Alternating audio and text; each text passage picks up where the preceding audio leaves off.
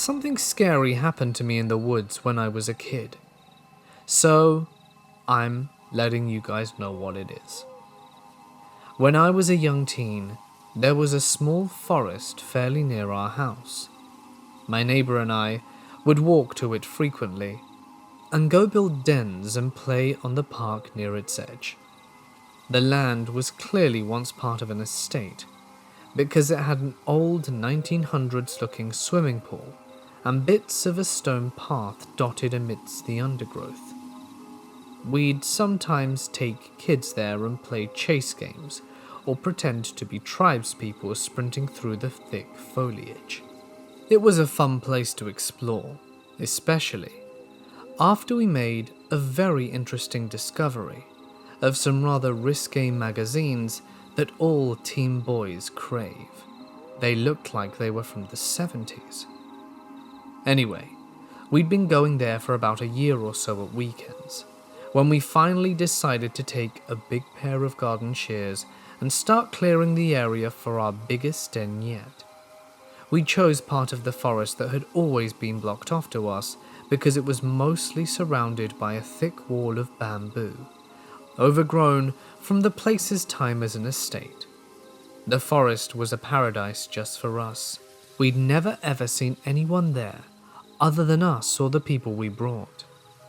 The magazines in our dens were always exactly as we left them, but all the same, we figured cutting a secret way into the bamboo-walled area, as that would give us the best protected den from strangers and barbarians and ninjas. It took us most of the day to cut our way in. When we made an arch to crawl through, we went in and found that we were in a clearing with only clovers growing in it, no taller plants at all, just a soft blanket of clovers. Dotted throughout were odd little knee-high statues of fairies sitting on stone mushrooms playing harps and other instruments. Every single one of them had its face smashed off. In the center of the cramped clearing was a giant concrete-looking block. We kicked over one of the fairy statues on the way over to it, probably to demonstrate that we weren't scared. It was a giant rough stone coffin. Some ivy-like plant covered most of it, but it clearly had a well-defined lid and a worn, unreadable inscription on the side. Adrenaline curious, we tried with all our might to lift the lid, but it must have weighed tons. The adrenaline wore off. We freaked out and hurriedly walked back through the play park, where we sat and discussed our find for a bit. We decided the clearing was too damn perfect to pass up, so the next day we returned with some old metal sheeting and plywood boards to build our shelter. It wasn't raining, but the day was heavily dark and overcast, so the woods were about as the darkest they could be during the day. We got back into the clearing, started building, and got pretty far with it. After a little while, my friend sort of yelped out, "Oh Christ." I turned to see him stood next to the coffin. It's giving me shivers just thinking about this. It was open. The lid was slid off to one side, just enough that a thin person could get through the gap. I ran over, stared into the gap, and saw nothing but pitch dark and whispered, "Run." The wind rose and it started raining, so there was noise everywhere right at that moment. I've never experienced anything like it. We ran through the woods faster than we'd ever practiced in our tribe games, and we never ever returned. Anyway, we went back earlier today, and everything was totally overgrown. As I'm seeing it now, I'm 6'5", and it's harder to move around. We did manage to find some of the landmarks, but every path I remember leading to or near the clover clearing was now gone. We spent a few hours getting lost in there trying to find ways around the back of it, but unfortunately, it looks like it's gone until some new kids cut their way in. Oh, and of course the magazines had long since dissolved away. No vampires, I'm afraid, but I'm going to tell you that it was creepy, particularly the way the clearing seemed inaccessible, and the fact that the cabin seems to have sprung out of nowhere.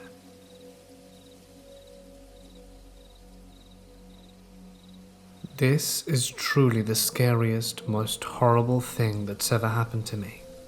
I have never been so petrified in my life. To this day, I still do not know who this man was, what he was trying to do, or if he still is where I saw him. I was back home for the summer for the first time in a year after starting uni. Our home was and still is just outside of a small town with forests all around it. There was also a small man-made lake, which was diverged from a river that ran for miles through the forest and ramified into a few streams east of the lake. Near my home there was a small grassy path that led to the river following a stream. It was a long walk, but one I used to go on often as a child. I knew the forests there well. I knew where I could cut through dense trees to meet the stream.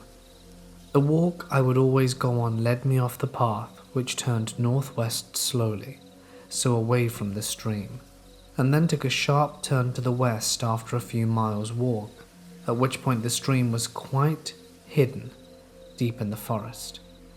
I'd continue to walk north and follow the stream through the forest to get to the river, then follow the river west to get to the lake. It's easy to get lost in this forest because the terrain isn't just a slope down to the water. It goes up and down, and you end up completely surrounded by trees. I'd spent many days wandering around there alone, or with my dad over the span of 18 years. Never saw anyone else in the forest. I went there twice that summer, both times alone. The first time I left in the morning. I walked along the path away from the stream to the sharp bend, then cut back into the forest. I reached the stream after an hour or so. As I was running, my hands in the water, I heard a bell from far away coming from the north. Someone was making a bell ring fervently and periodically, which I found strange. I listened well, wondered if it was some kind of lost hunting dog, and started moving towards the sound. Yes, I know I'd be the first person to perish in a horror movie, but that's the way I was heading anyway.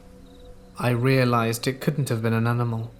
I could tell the bell was too heavy because of how clear the sound was to be on a collar. I kept moving and the bell was moving away from me, and stopped completely after 5 minutes.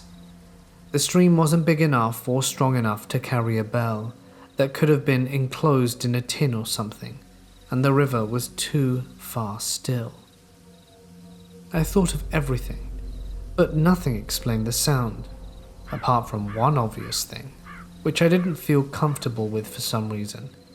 I knew it had to be a person, and I stopped thinking about it and just walked on normally, until I found a badger, a blue and dead one, carefully decapitated. It had obviously been done with a knife. It was fairly fresh, the body was still limp and there wasn't too much smell coming from it. The wound was full of maggots, but I knew that happened soon after exposure. The sound of the bell had been following the stream. So had I. So the badger was put there, maybe killed there, at least decapitated, while I was walking that way, I suppose. I'm not sure, really. Nothing else happened that day. 1 week later, I went back for the second time that summer and the last time ever.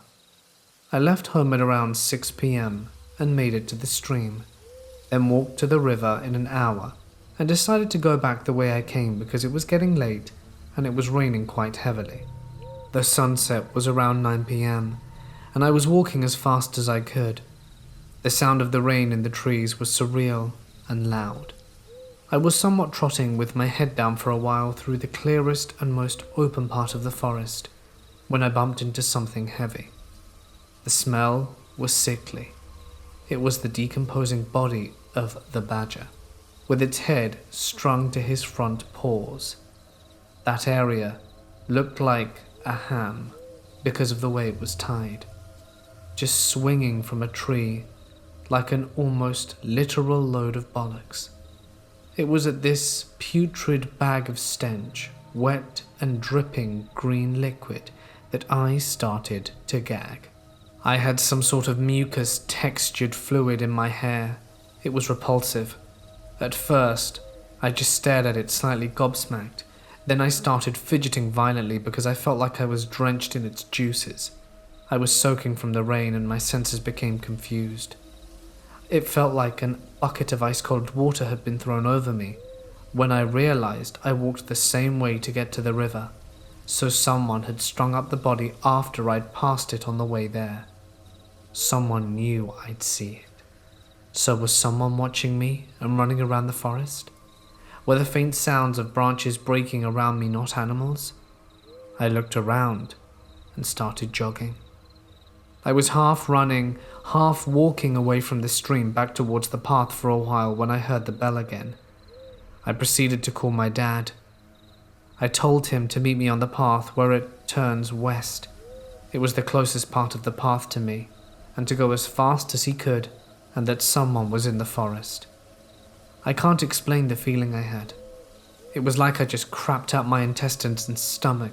I literally felt the hairs on my neck raise despite being soaked. It was dark. I jogged as fast as I could. I was panicking because the path was still just a bit far away. Just too far to feel safe. It was still raining. Every single sound was muffled. I felt like everything was further away than ever before. The bell went on for way longer than the last time, on and off. I felt like it was surrounding me at one point. The fear combined with my compromised hearing and the fact that I couldn't breathe properly was making me lose my sense of direction.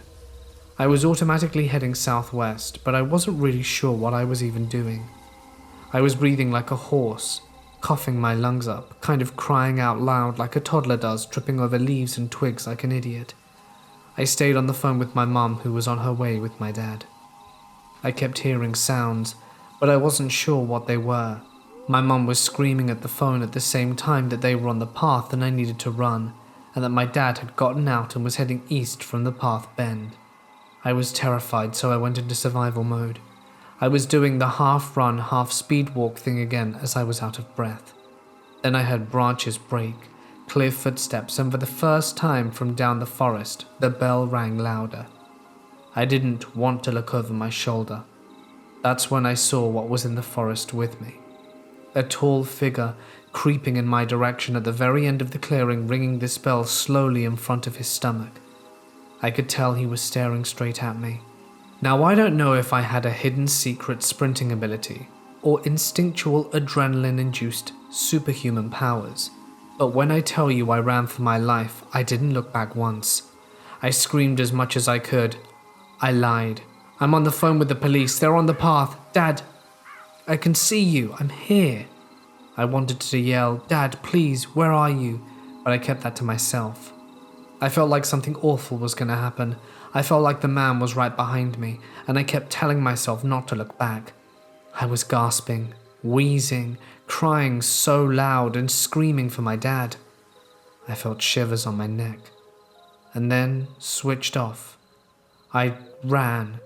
I even dropped my bag and only realized I didn't have it anymore when I was in the car.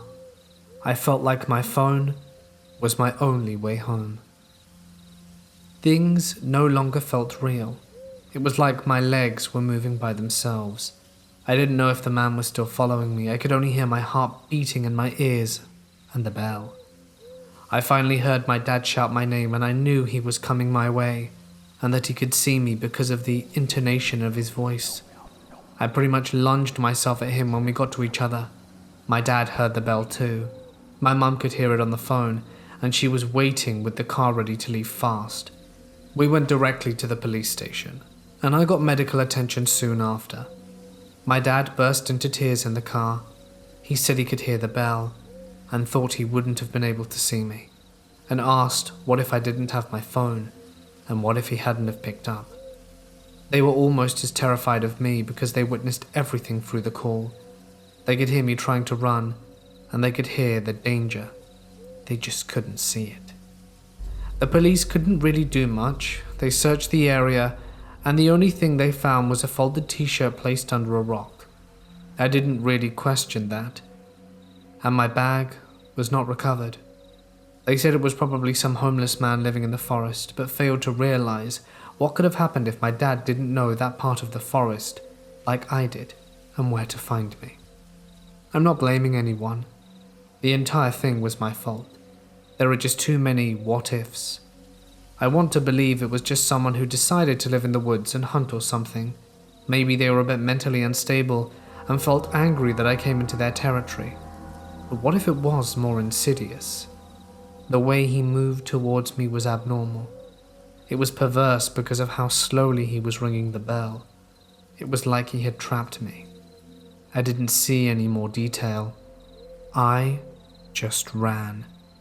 To this day, I can't go anywhere where I'll be alone, and the sound of bells is a real problem. The smell of moss as well. Anyway, my parents and Steve Jobs saved my life, so go hug yours now, and take decapitated badgers and bells as pagan signs that you're unwelcome.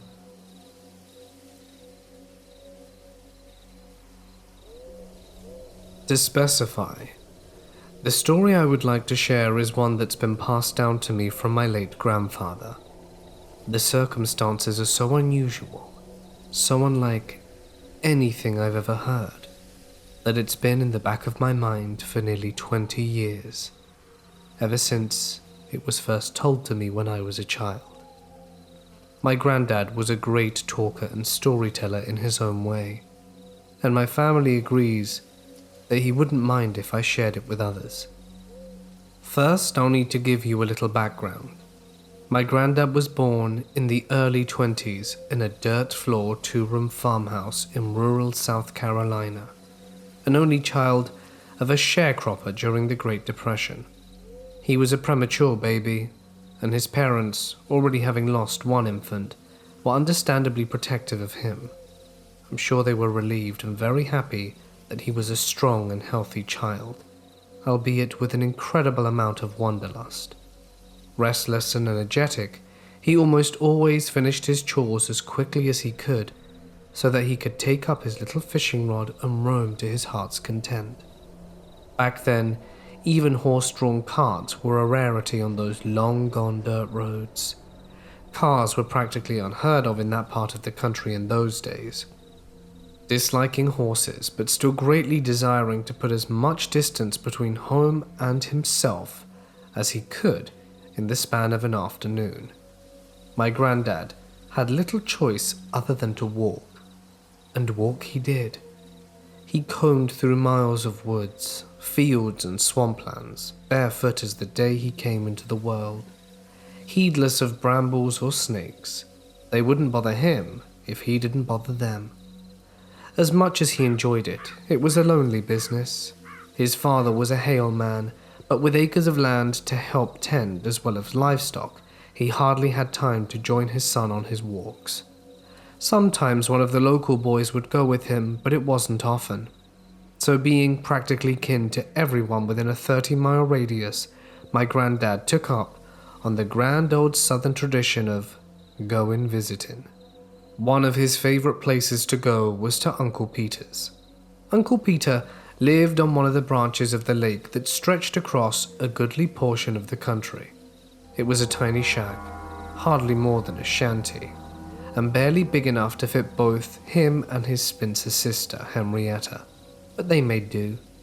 Now, Uncle Peter loved to talk about as much as he loved to fish, so when he would spot my granddad coming up the dirt track towards the house, he'd put whatever he was working on aside. Aunt Henrietta was prone to giving him the stink eye for this, but she was fond of my granddad too, so she never said anything. It became a tradition of sorts for my grandfather to put a spare shirt in a sack along with a treat of some kind that his mother made and head off for Uncle Peter's every other weekend. He did this for years, right up until he married my grandmother. Usually it was about dark when he'd set off, meaning it was well after sunset before he got there. The distance between his house and Uncle Peter's being in the reckoning of about 6 or 7 miles.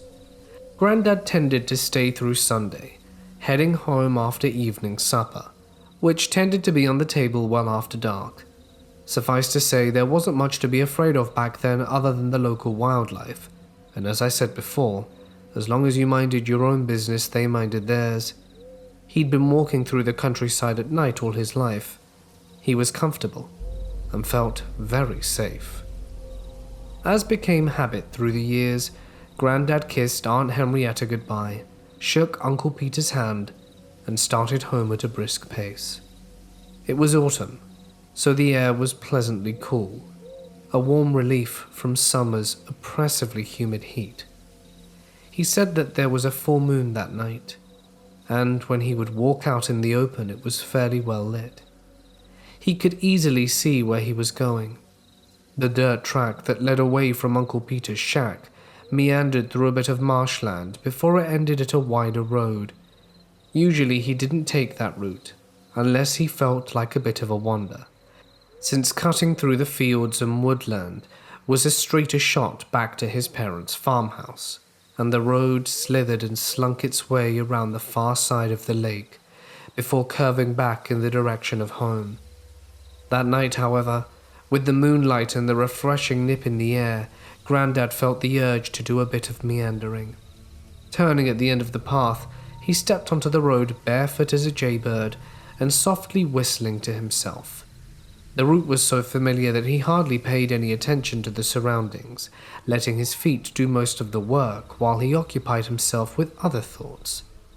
Before he knew it, he was approaching the lake. The water was calm that night, dark but still.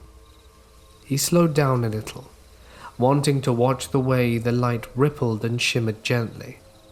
It was such a pretty sight that he nearly missed what was standing not far up the road.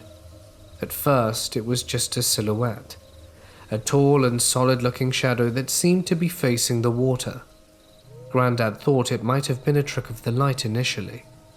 He'd walked through a cemetery once in the middle of the night, and thought he'd seen a soldier riding a white horse, until he'd gotten closer and realized it was just a large, dewdropped spider web.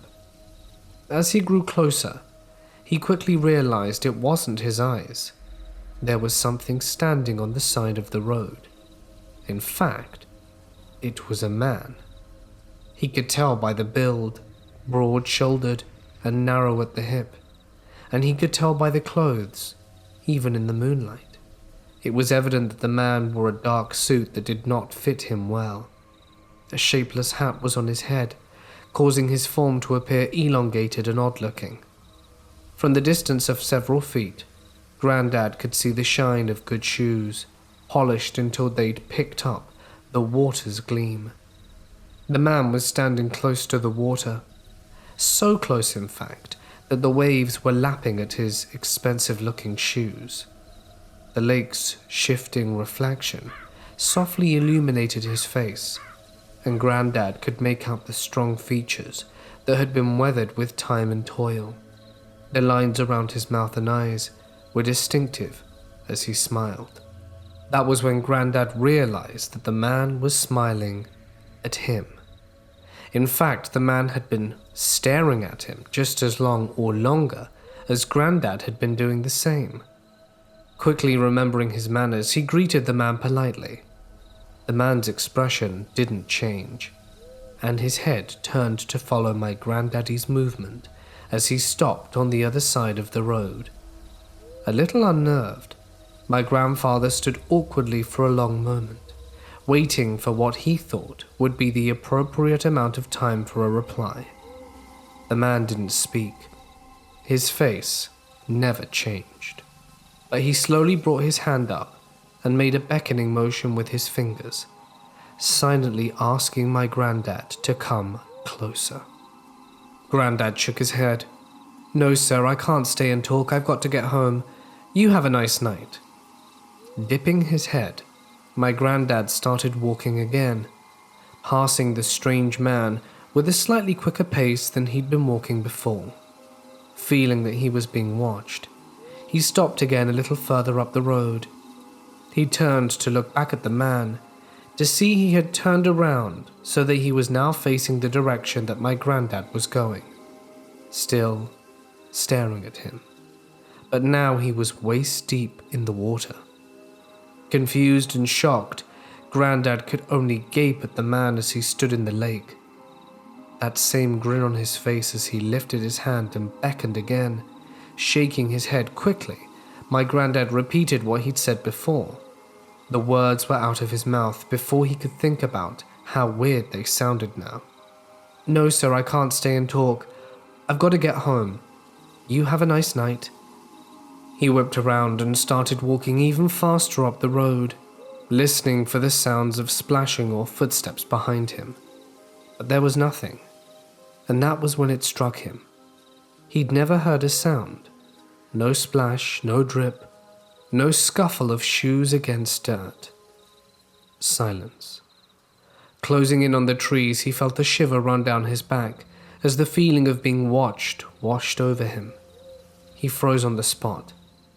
Everything in him was telling him to just keep walking and not stop until he was through his mother's kitchen door.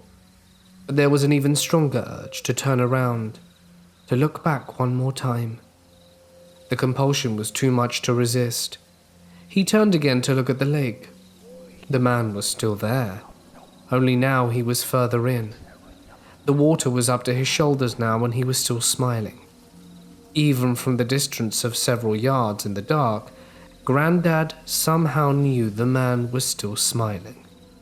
There was movement, and he saw the man lift his hand a third time, motioning for him to come back, to come closer, to come into the water. Granddad wasn't sure which, or even if it was any of those things, and he never found out. Without a word, he turned to face the trees and walked away. He walked the 7 miles home unnerved and perplexed. And for the next 80 years until his death at the age of 91, he never figured out who the man was, why he was there, or what he wanted. Over and over again he told us that story. The encounter clearly haunted him. It haunts me. I shudder to think what would have happened had my granddad actually gotten close to the man, or lingered by the lake that night. But the one thing that has stuck out in my mind about his experience more than anything is that the man stood almost neck deep in water and didn't even make a ripple.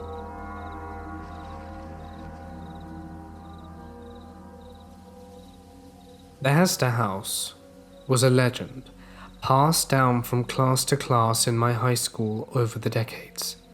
Students and even teachers told a variation of the story about a house that belonged to one of the earliest families in our community in central Pennsylvania, then burnt down a century earlier, but reappears with the first full moon in October. The story was based on a real house that belonged to a family which owned much of the land in the country, but sold it off for residential and commercial development over the decades. When the house burned down in the 1950s, it took with it the last of the Hester family line. The problem was that no one knew where the house had been. There were some old foundations along the southern slopes of Peters Mountain, but none of them could be linked, historically, to such a house. The only history was that of the suburban legend, which evolved over the years. The one thing that remains constant was the promise of a treasure hidden under the floorboards in the house. If you found the house while it existed in our realm, you might find cash, gold, and jewels, enough to make you rich, of course. But if you didn't get out the house before it vanished, you would vanish along with it, and be destined to haunt its walls forever. Of course, this was the excuse used by high school kids over the years to go into the woods up on Peters Mountain to camp or have bonfires, or really, to try and find the house. In the 1980s, it was still a time when parents didn't mind their kids being gone overnight, and none of us had cell phones. Overnight games of Dungeons and Dragons were common on weekends, and my gaming group were led by a kid who lived at the base of Peters Mountain. He and his brothers loved the story of Hester's house, and as October approached that 1 year, he took a break to persuade us to leave our tabletop adventure and go on a real one. We were a group of 6 boys aged 16 to 17, and it was easy for us to tell our parents we were staying over at Cliff's house for a marathon weekend of D&D. Instead, we gathered camping material and agreed to head up the mountain to a small campsite Cliff knew, and the full moon rose over the mountain as we searched for the Hester house.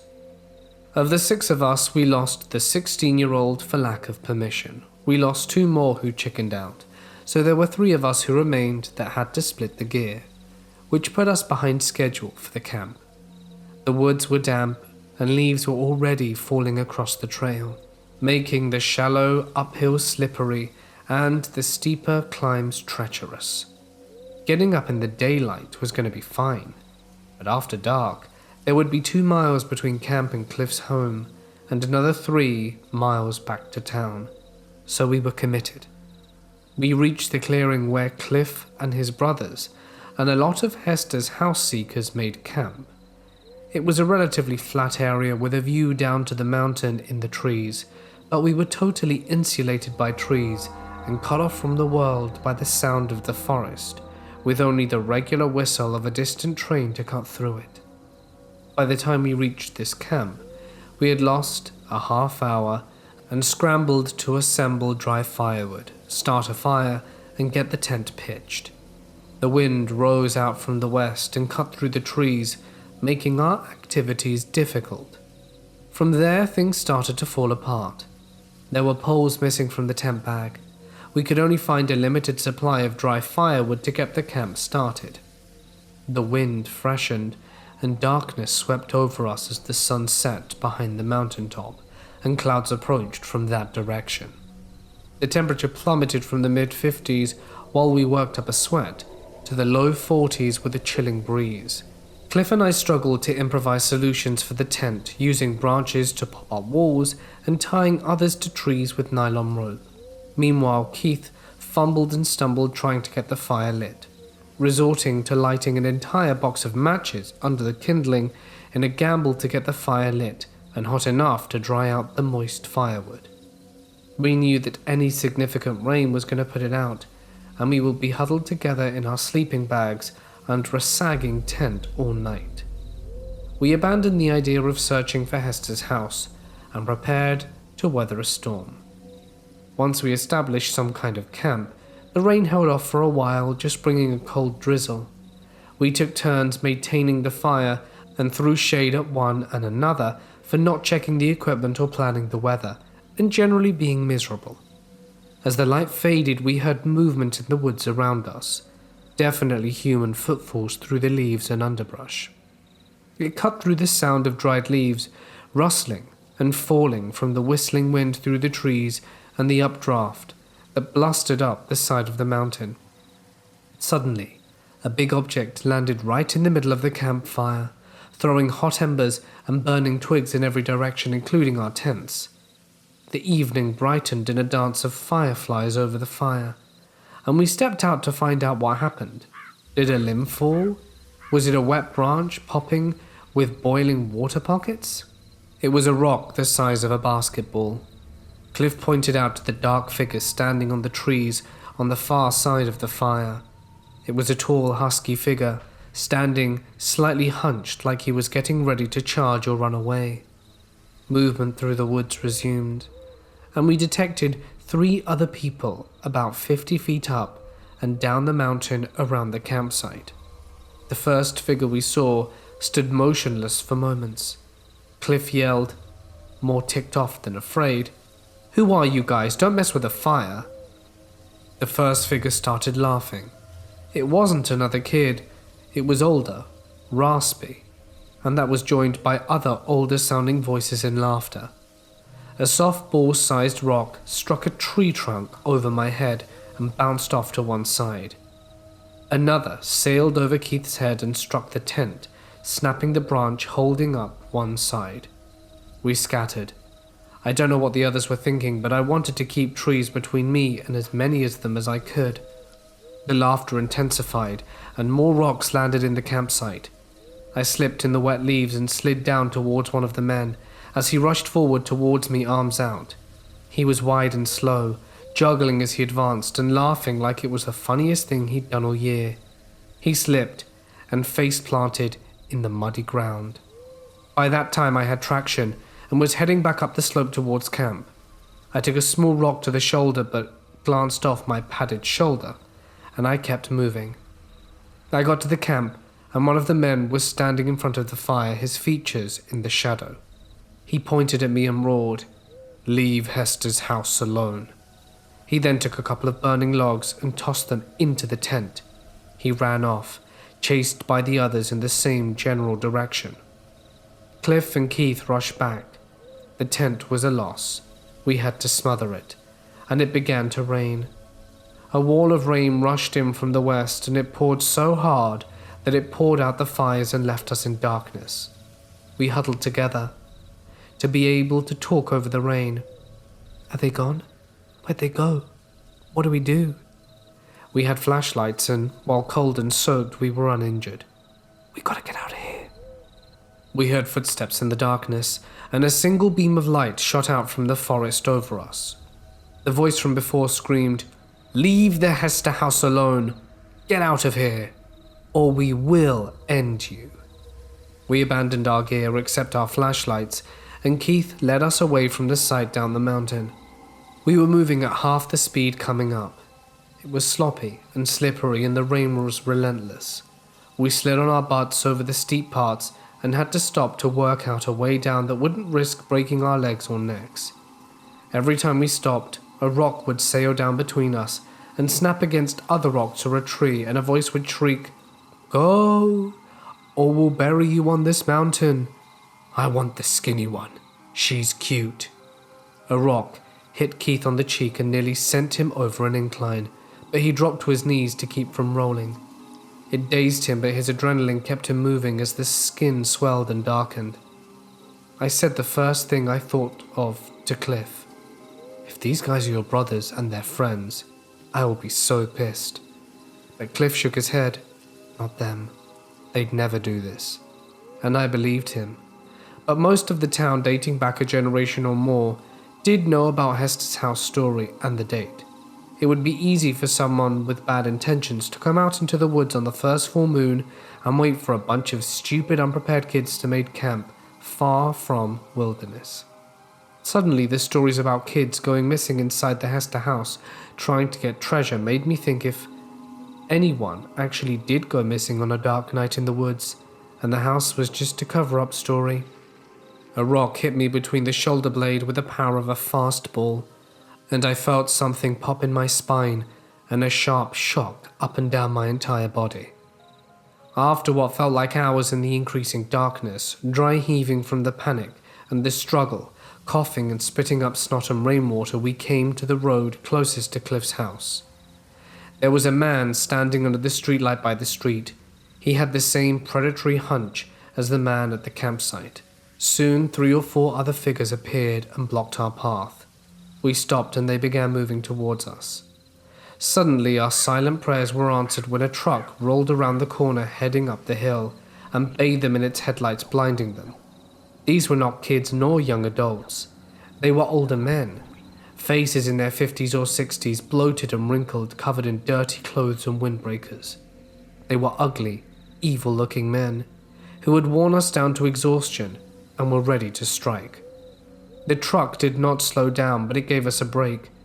Cliff pulled us onto one side of the path and back into the woods, along a similar, natural path along the road.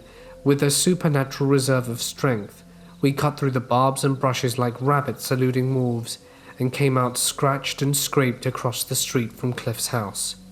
The porch light was lit, and the garage door was wide open. Cliff's dad was working on something in the garage. We heard the men chasing us along the road, but once they saw the lights of the house, they stopped.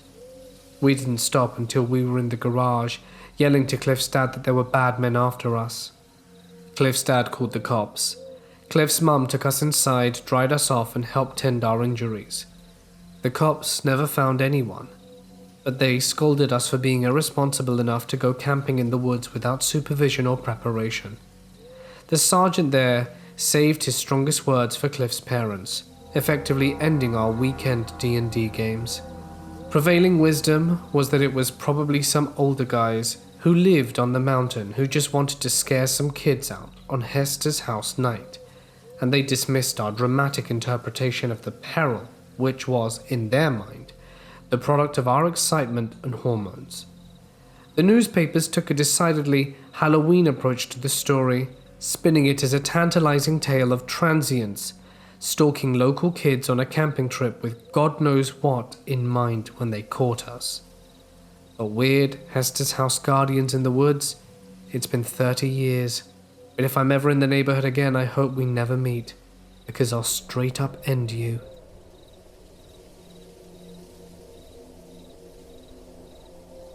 I went on a hiking trip in Utah many years ago with my old roommate and our 2 girlfriends. One day, we were going to do some backcountry camping, so we park in one of the lots and prepare to head out along the trail. It was early morning, and the parking lot was mostly empty, except for this one man who was lingering near our car.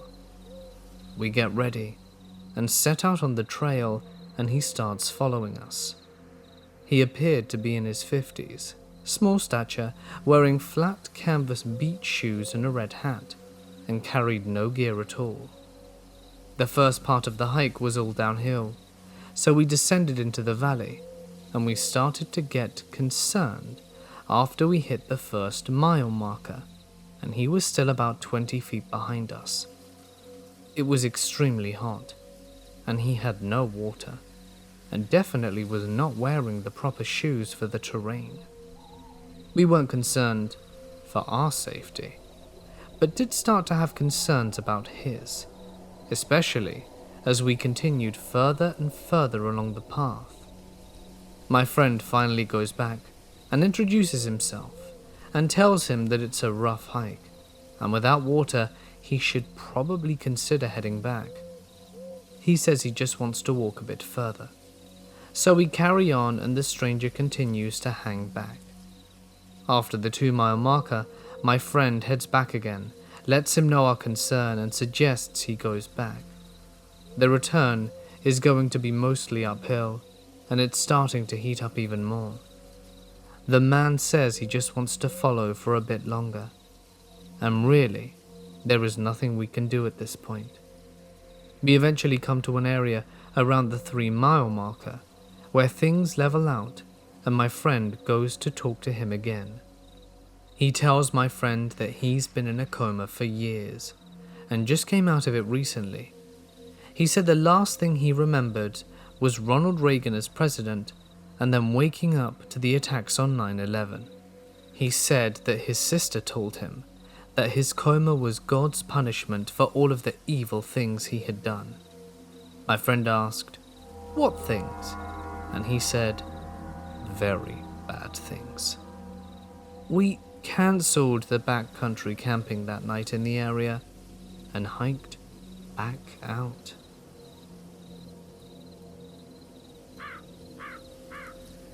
This happened a few years ago when I was 16. It was a warm summer night. At nights like these, me and my friends would often grab a pack of cigarettes and a bottle of beer each and go outside to enjoy them.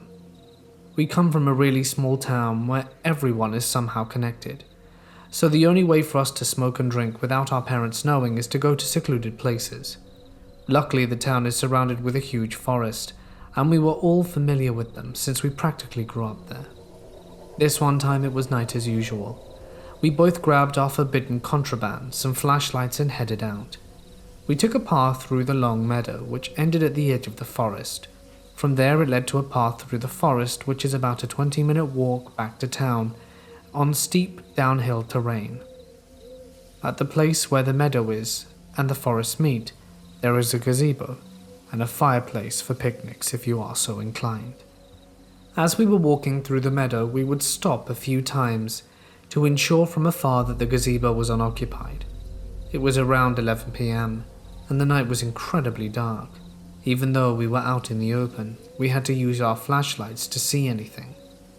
When we made sure the air was clear, we approached the gazebo to light our first cigarette. We were just standing there puffing and talking, while always scouting our surroundings with the beams of our flashlight. When after about 5 minutes, we decided to take the path through the forest back to town. We walked about 30 meters, at which point we couldn't see the place where we were previously standing. That's when we heard it. From the gazebo where we were standing just seconds earlier came a long, terrifying scream. It sounded as if a man was being cut to pieces while still alive. The kind of scream that turns your blood to ice. After the first scream, there was a pause for a few seconds. During this whole time, we were both so scared we couldn't even move. Then it started again, even louder and more terrifying. The second scream snapped us back to reality.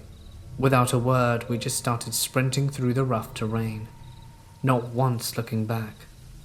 At this point, I was so pumped up with adrenaline that I couldn't hear anything except my own heartbeat resonating in my ears. I've never run that fast, and we didn't stop until we reached the lights of the town. When we finally did, we both just sat there on the sidewalk under a lamppost, panting and screaming for air. Nobody said anything for a good half hour. After a while, we started talking about it. We came up to the conclusion that either someone was having fun at our expense, or someone was seriously hurt. In the end, we decided to head back there first thing in the morning. But surprise, surprise, we found no signs of anything. We decided it must have been someone playing a prank on us. However, to this day it keeps gnawing at me. Something just doesn't add up. I'm 100% sure it wasn't an animal, as I've previously mentioned, I spent a good portion of my life in those woods, and I'm fairly familiar with local fauna. There is nothing around these parts that could have made those noises. I am absolutely positive it was the scream of a man. On the other hand, it would be almost impossible for anyone to just walk in there without any light since it was so dark, and even if he had some kind of torch, we would have certainly spotted him. Anyway, screaming man in the forest, let's not meet again.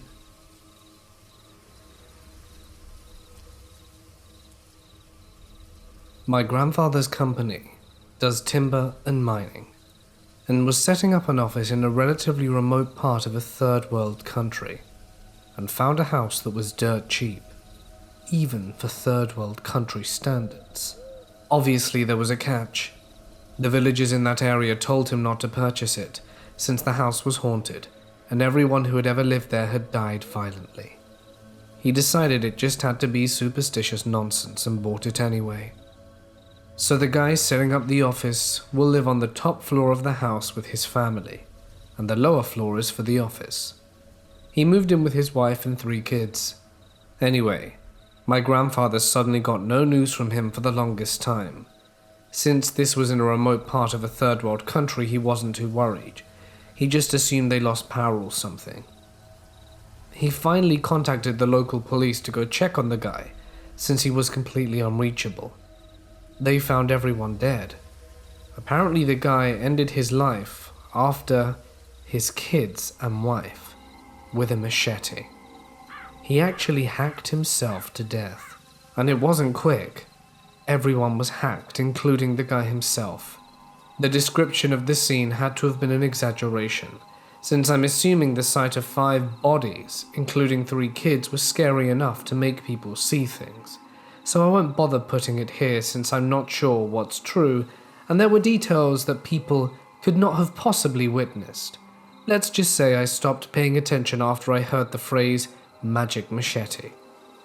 I was told the entire room was covered in blood, including the ceiling. Some people were saying the blood on the ceiling had to have gotten there because of the spirits throwing the body around. I had to explain about blood pressure and got tons of weird looks. Now the weirdest part, if this isn't weird enough, was that he managed to barricade the door with the bed, with his wife and kids on it. And it is one of those gigantic old beds that's extremely hard to move. The locals say that it's evidence he was possessed by spirits. I say moving to the middle of nowhere in some third world country drove the guy nuts, and crazy people can do all sorts of crazy stuff, and even perform feats of strength. Anyway, my grandfather had to pay a few bribes to make sure nothing gets to the press, not hard in the middle of nowhere, about the entire thing, and get the police to classify the deaths as natural. No idea how they explained that. He tried getting other volunteers to set the office up. Eventually, even if they hadn't heard all the gory details because of my grandfather's gag order, everyone knew the previous guy died. No one volunteered. He promoted one guy, gave him a fancy title and told him he's in charge of setting up that office. That guy quit.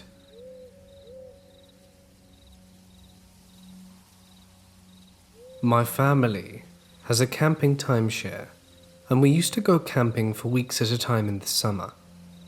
My dad had to work, so he could stay at home Monday through Thursday and come meet us at the campgrounds Friday to Sunday. The campgrounds had a pool, miniature golf course, basketball courts, and we'd gone for so long that my mum was comfortable letting us wander since there was only one entrance and exit. When I was around 8, but was small for my age and looked around 5, I met a boy who was camping with his single dad for a few days. He came to our campsite a lot and knew we were staying for a while. I was pretty sad when he left, but his dad said they'd come back sometime soon. A few weeks later, his dad came to the campsite right after my mum left to take a shower. He told me his son was coming later that week. He asked where my parents were, and I told him my dad doesn't come until Friday, and that my mum always takes showers at this time. He said bye and left. The next day, he came by at the same time and told me that he had just found some kittens and asked if I wanted one. I said yes. He told me he kept them in his tent and that I could come and pick one. Now this guy wasn't a stranger. My mum had met him when he picked up his son from our campsite, so I didn't get that creepy stranger vibe and get okay going with him. We walked towards his campsite, but then he told me he had actually moved them to his truck so they wouldn't get hot, which made sense to me. He pointed to his truck right outside the gates of the entrance. I started to walk towards the entrance with the guy when my dad pulls up. He got the day off work so that he could spend more time with us. He asks what's going on, and I say, Tommy's dad says he has kittens in his truck and I can have one. My dad gets out the car and tells me to run back to the campsite, so I do. When my dad gets back to me, he tells me to never go alone with an adult anywhere, even if I know them. I asked my mum for years later, and the whole thing she told me was that my dad kicked the crap out of him and called the cops. This was on a worksite visit. We were wearing boots and walking through the countryside.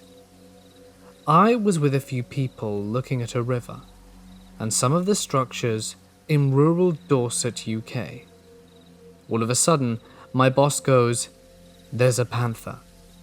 We all turn to look, and there is indeed what appears to be a panther walking across a field maybe 100 meters away.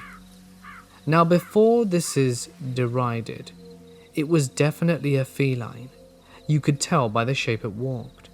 It was large, much larger than a house cat. Naturally, after observing this, we went to the pub and discussed it with the locals. Common sight, apparently.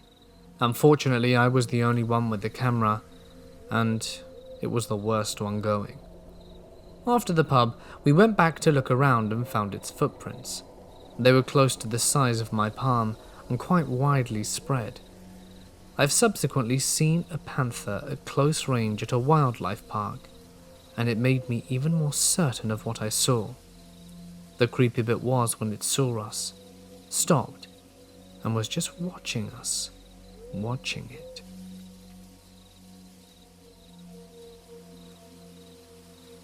After lockdown ended, I went to my grandparents' house to spend a few weeks there.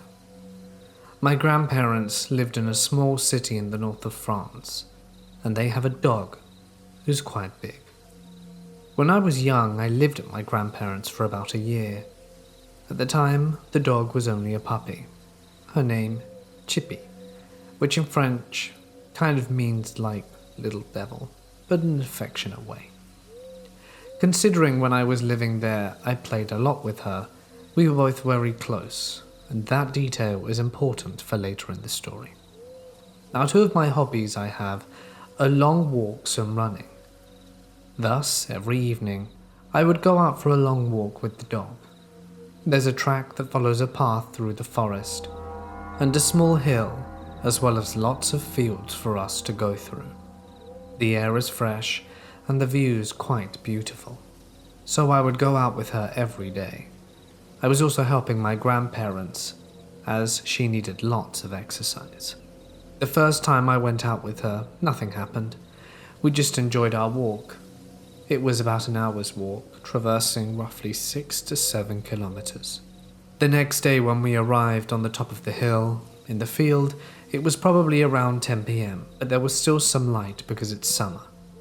There were 3 other persons walking in the field. They were younger than me, probably about 15 to 16, and I also noticed they were smoking. So my guess was that they used to come here so that they couldn't be seen by their parents. We passed them, greeted them cordially, and they greeted back. Once again, nothing special. I did this for a whole week, and roughly around the same time, 10 p.m, and passed those 3 guys several times, and had no further noticeable interaction. The second week, as I usually went out for the walk with Chippy, I arrived at the fields, and there were only 3 of the boys. One of them wasn't smoking this time though. When he saw me at the entrance of the field just after the little hill climb, and with the forest behind me, he made a sign with his hand to catch my attention and asked if I had a lighter, which I actually did in my pocket. I told him sure, so I went up to him. He had his hands in his pockets. When he came close, for some reason I felt a cold shiver. It's crazy how sometimes your instinct knows there's something wrong, but you don't listen to it because it doesn't look that strange to you. I hand the lighter to him, and when he passed by it at that moment my dog was staring at him. Then everything happened really fast. He did a really fast movement with his hand coming from the hoodie, and I saw something shining. I instinctively pulled back, and then I fell down. I realized that he was holding a knife and had just attempted to stab me. What saved me was the dog, God bless her. When she saw the guy attempting it, she jumped on him and he fell down. She is quite a big dog. I immediately got up on my feet and heard something in my back. From the entrance of the forest I saw 2 guys wearing animal masks running towards me. They were probably the 2 friends that I'd seen prior.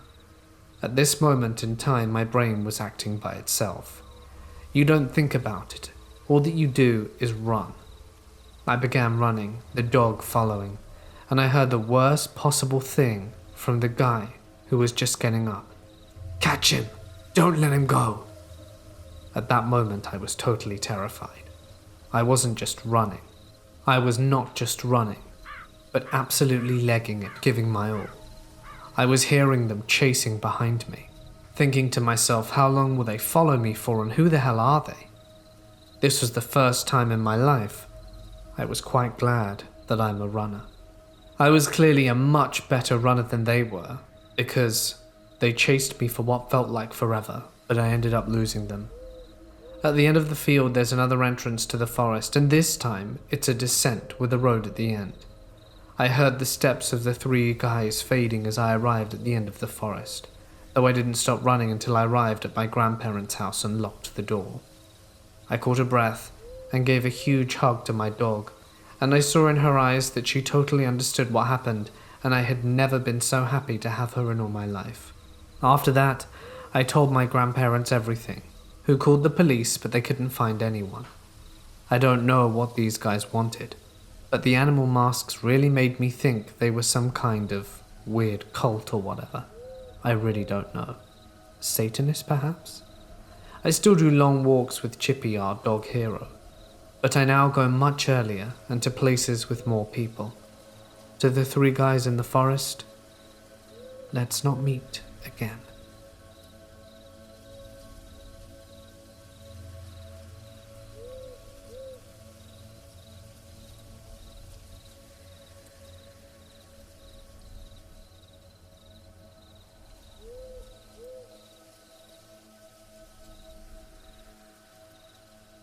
I used to work as a housekeeper for this company that would assign me to different houses in the area we were hiring.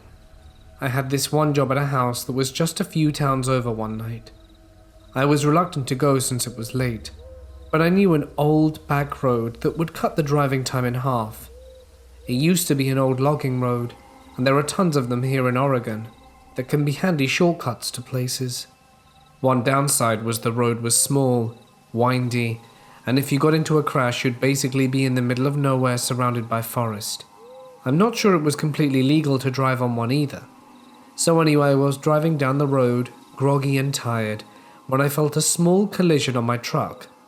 I, of course, pulled over to inspect the damage and talk to the driver, who had seemingly come out of nowhere. He pulled up behind me. I got out and walked over to him and asked if he was okay. I was about 3 feet from the car, and I could see him sitting there, but he wasn't getting out. It was winter and night, so everything was pitch black, and I could barely see anything. But I knew there was a figure there. It was freezing cold and I was just getting creeped out, so I told him since there was barely any damage, I was just gonna go. As I was heading back to my car, I heard his door open behind me. I turned around and saw him standing there. He was tall and had on a large black coat and baggy jeans. I stepped towards him and noticed something that made my heart sink. His hands were white-skinned, but his face looked dark.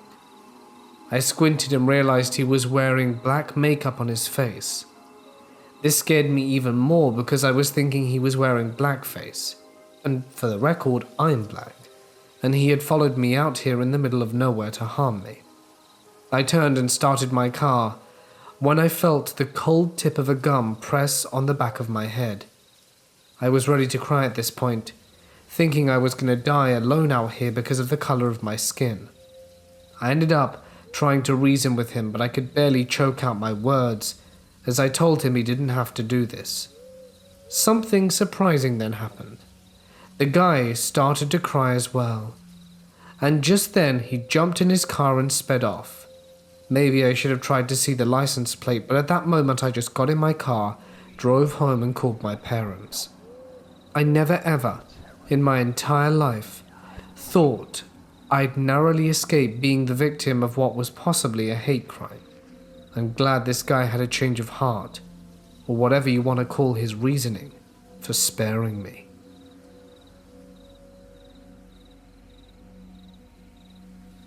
My fiancé and I were on the second night of our 2-night camping trip at a popular campground about half-hour away from where we live. For reference, my fiancé is black. We live in a predominantly white, conservative and racist area. These details are important for later. On our first night, we kept hearing noises in the woods around us. The campsite right beside us to the right was occupied, but the one to the left was not. The campsites were about 150 yards apart, and we had camped here in the exact same plot the year before.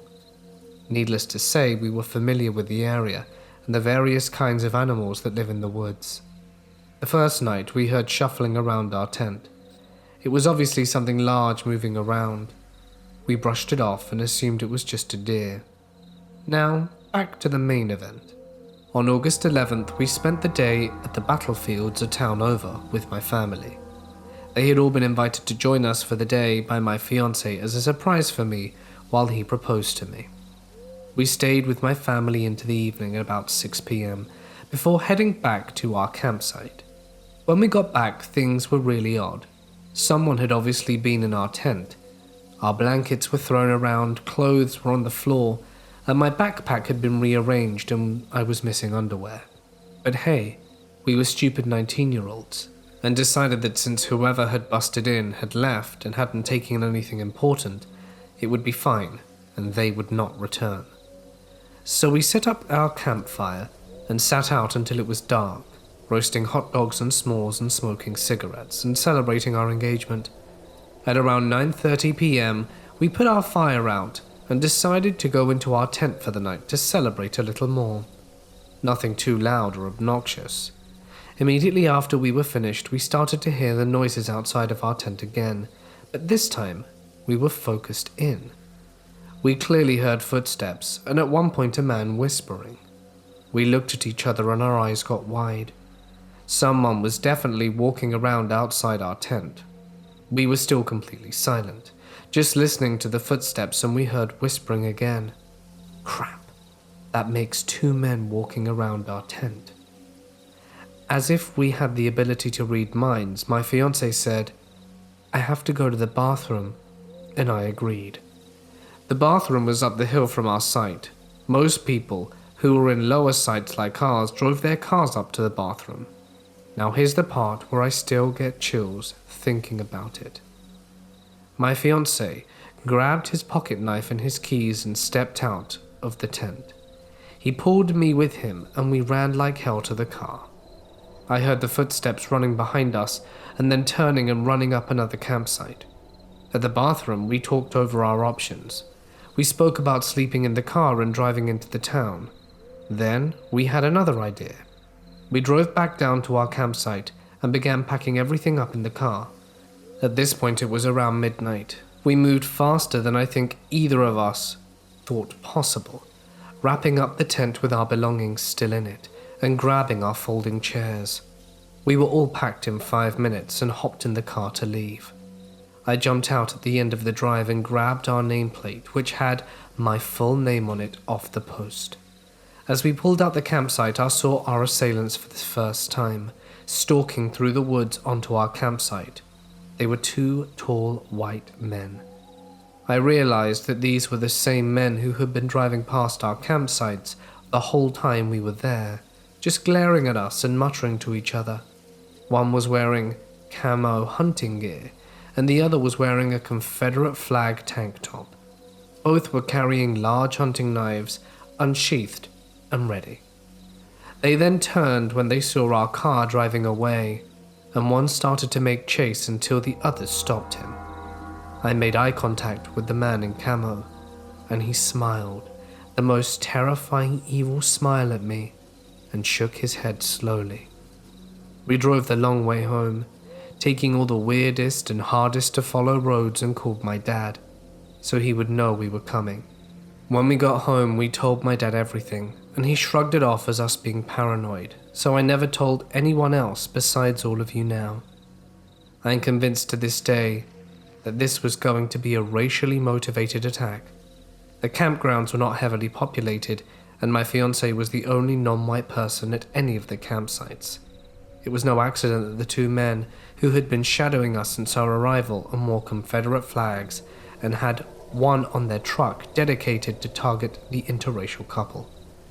I still get cold chills when I think about how close we were to being killed or seriously hurt that night, and how lucky we were that our reckless plan to just make a run for it worked.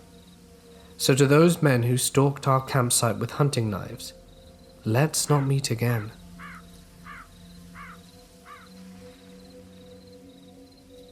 I was hiking the Appalachian Trail northbound in early August a few years ago, and I was a day out of Davenport Gap heading to Hot Springs. I don't remember the exact shelter I was at, but I know it was north of Max Patch. That time of year, there aren't many people on the trail, and other than a couple cars at Max Patch, I hadn't seen or spoken to another person in a full day. I decided to end my hike for the day at about 7 p.m. so that I could eat dinner and prepare for bed before dark. I was also filming a little diary of my hike as a gift for my sister. I ate, filmed, reloaded on my water, and hit the hay right as it got dark and the crickets came out. At about 2:30 a.m., I was startled awake, but not by a noise, rather the absolute silence around me. I didn't hear the toads, crickets, owls that you'd expect to hear, and that I heard when I had gone to sleep just 6 hours earlier. I looked around but saw nothing. Everything was perfectly still. I made the decision that I had to get the hell out of there. I packed all my gear in about 5 minutes, threw on my headlamp, grabbed my bear bag and noped all the way up the trail, and made sure I averaged 4 miles an hour in pitch darkness until sunrise. Because of such an early departure, I finished my planned 18 miles into Hot Springs by 10 a.m., which was nice. To this day, I have no idea what was there that morning, but I know that something was. I've experienced tons of predators in the woods, from black bears to coyotes, but I've never experienced that calm like that before. Made me think it was some sort of large cat, or worse, some crazy person. Who knows what would have happened if I'd stayed there until sunrise? Maybe nothing, but I wasn't gonna stick around to find out.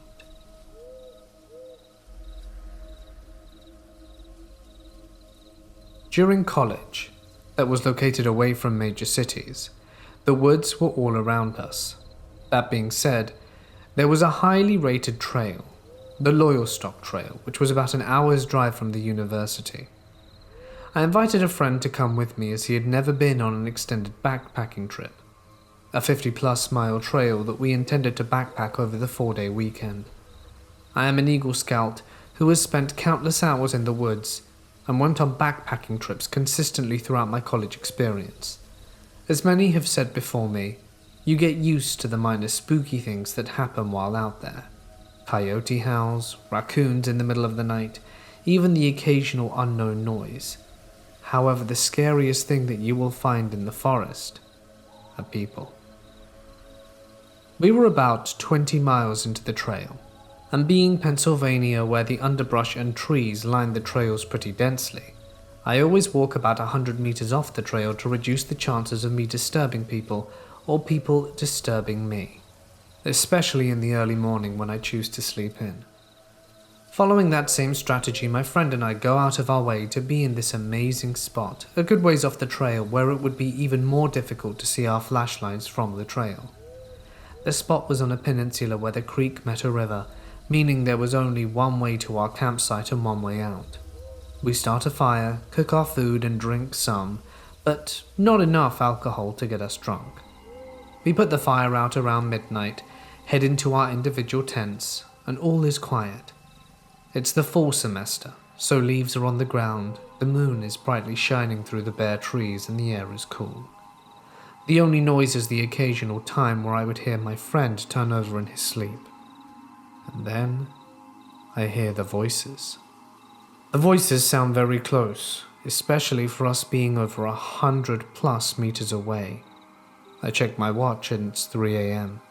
Who hikes at 3 a.m? We're 20 miles in.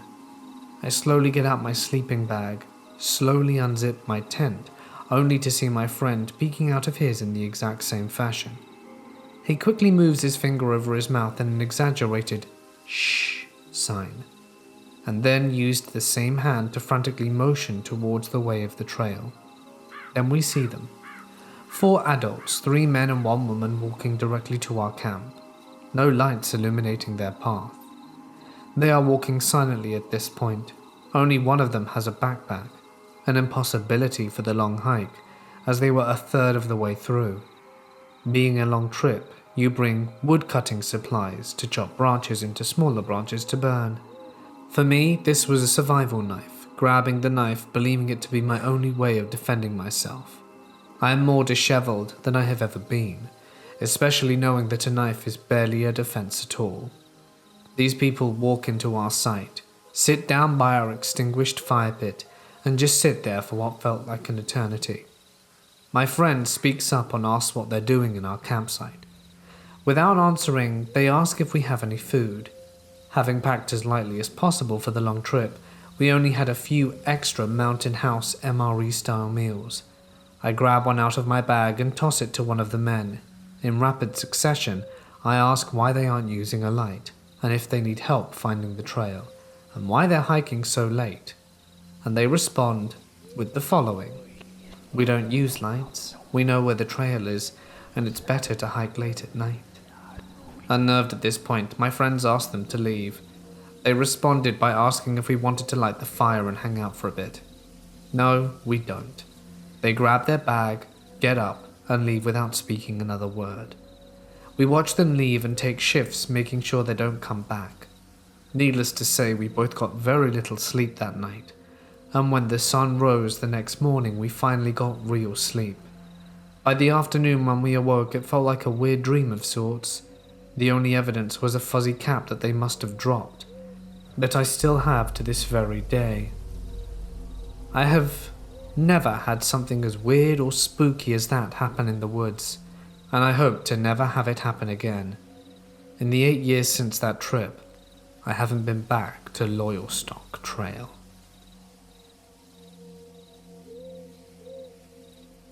I was in Alaska for a couple of weeks on a research trip. I headed up with some other grad students to hike and climb on my weekend off. This was bear country, and just about any other large North American predator you can think of.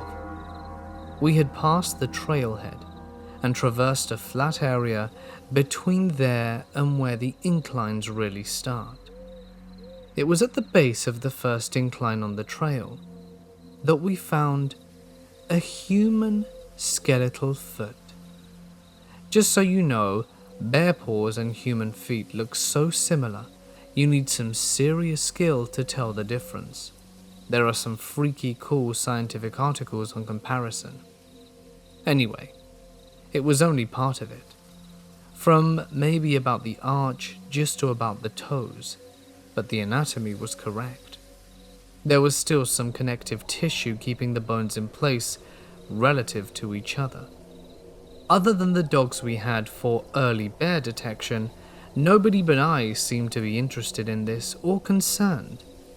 We continued up the trail and spent the day climbing, so many questions remained.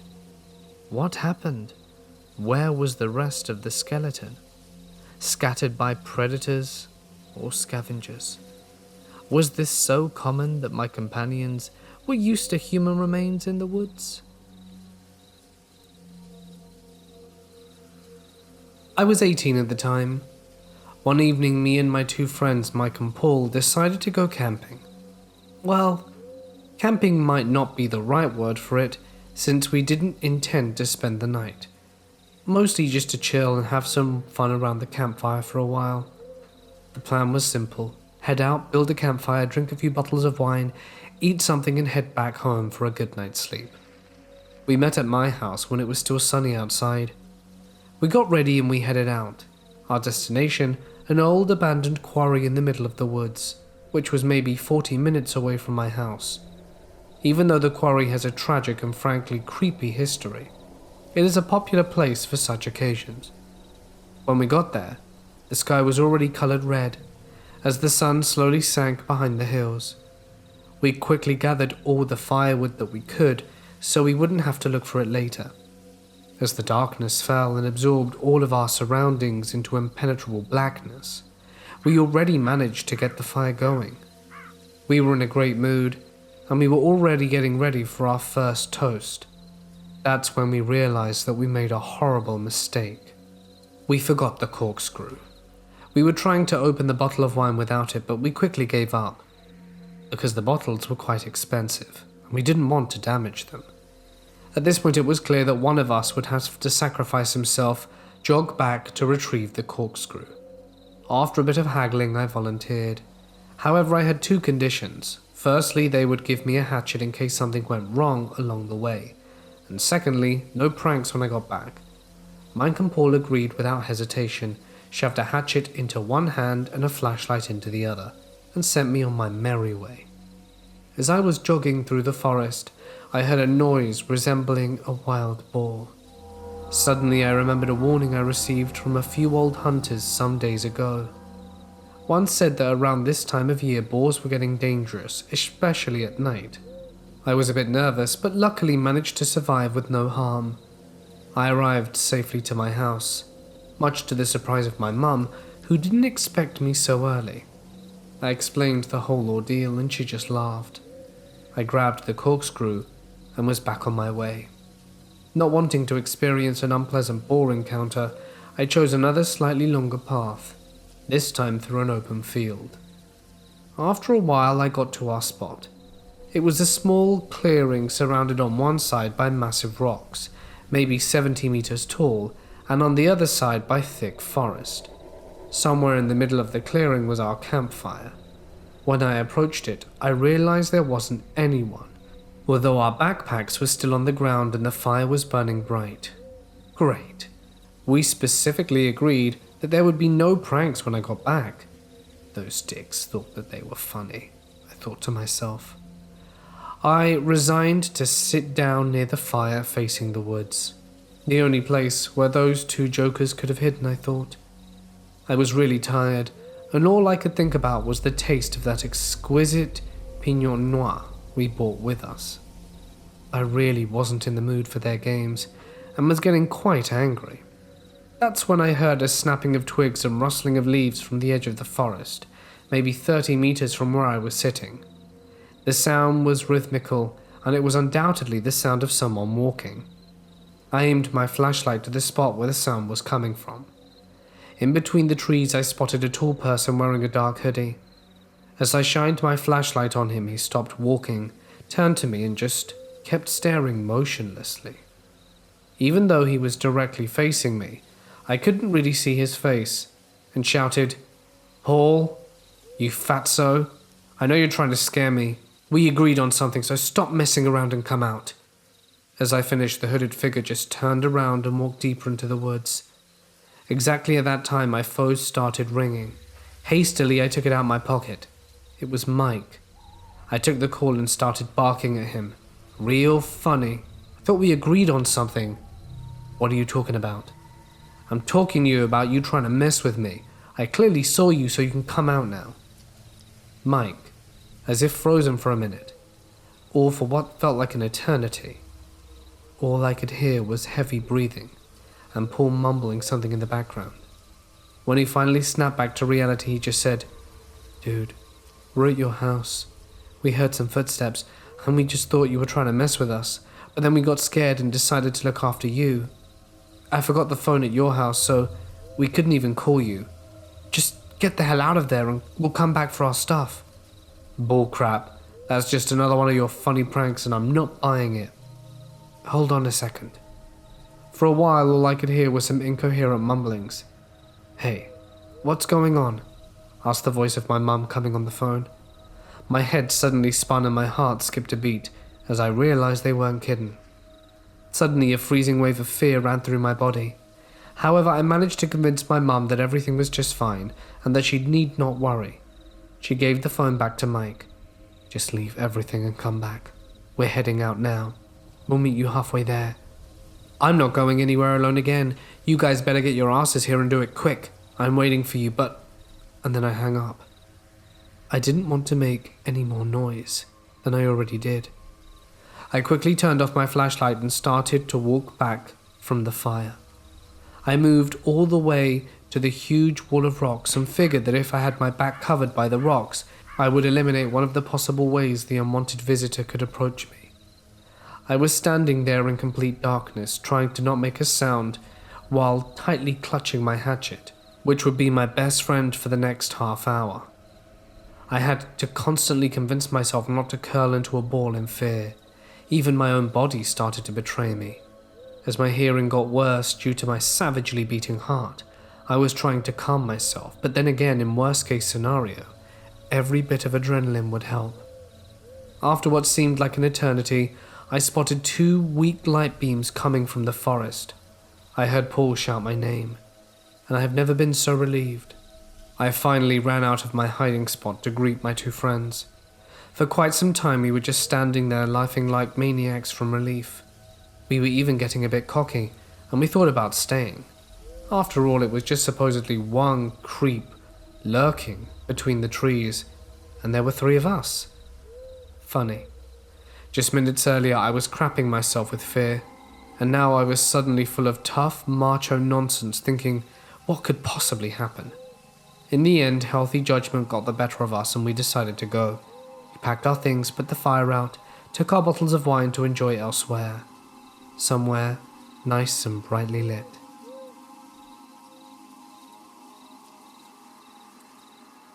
I was house sitting for my parents who live in the actual middle of nowhere. The closest neighbor they have is about a mile away.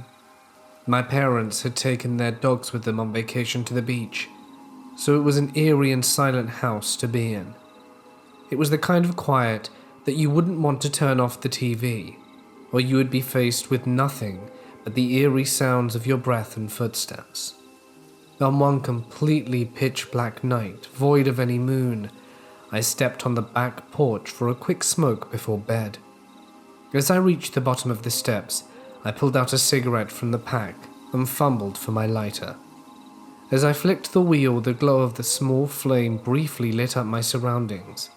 In that split second of brief illumination, it became apparent I was not alone. In the few seconds it took my brain to process the dimly lit image, I realized that I had just momentarily seen a massive brown-haired, four-legged beast eating from one of the dog's bowls by the steps leading from the porch into the house. And I mean massive.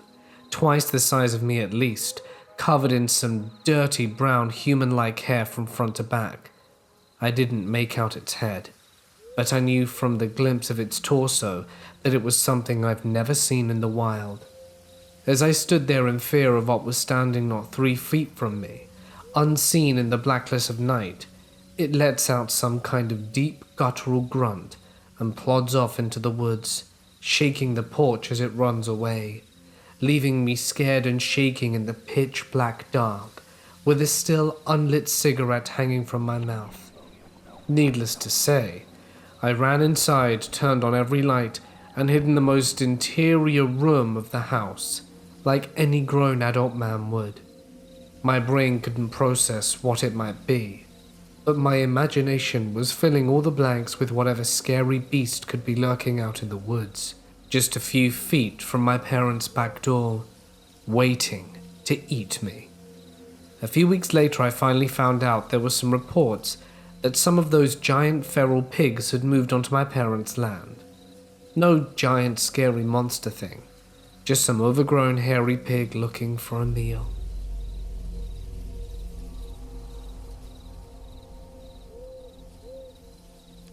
I live in the UK, and my flat is located next to a pretty large forest. There is a path which used to be a railway track, but has now been converted into a cycle walk path which links into the city. To preserve the heritage of the railway track, some of the old train stations still exist with their platforms, although the building itself has been converted into an open space to walk around. The path is fairly lit up, except the train stations. Last year, my friends and girlfriend had visited me over the weekend to party and have fun, since we live about at least 1.5 hours away. My roommate, who's also from my hometown and friends with the group, suggested we should have a campfire.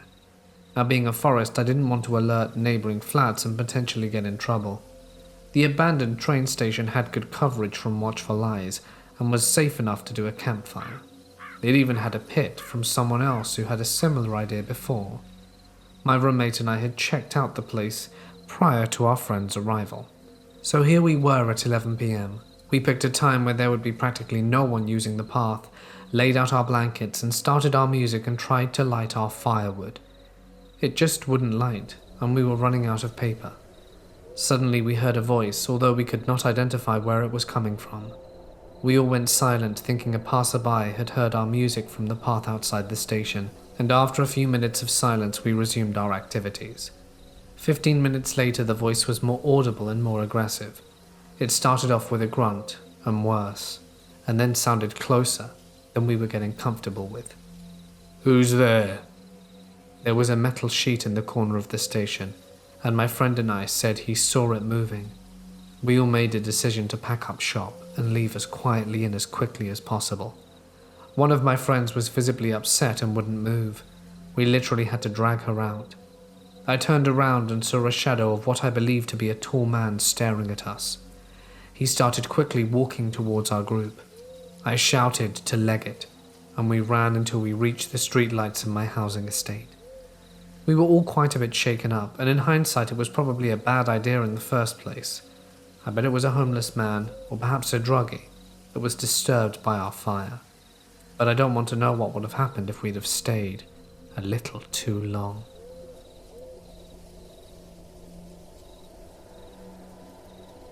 I live in a fairly wooded area. There are lots of nature trails that lead way back into the middle of nowhere. One night, My buddy and I decide to go for a walk, smoke, catch up a little. He was back from college for Christmas break, and we hadn't seen each other in months. This was something we did many a time in high school. We decided to try a trail we'd never been down before, but had driven past it many times over the years. It leads about 2 miles into the woods and wrapped around a lake at the end. In hindsight, we should have just brought flashlights, but we assumed our eyes would adjust along the way. When in doubt, our lighters would save us. We underestimated how pitch and utterly dark it would be there. We were at the far end of the lake, circling back around, making a lot of noise and being stupid, when my buddy stopped dead in his tracks. I kept talking, thinking he was just lighting another cigarette. "Shut up," he says. "Is that a person?" I looked to where he was gesturing. About 20 feet from us there was a patch of trees, with something definitely moving around back and forth between them. By that time, we'd been out there for over an hour, and we could make out some things in the dark. There's a moment of apprehension when your heart sinks into your chest, and you begin to fully take in your surroundings when you realize how vulnerable you really are. I don't think I've ever been as caught off guard and terrified as I was in that moment. It wasn't even a fight or flight moment. There was just something in my head that was picking up on the bad vibes in the air.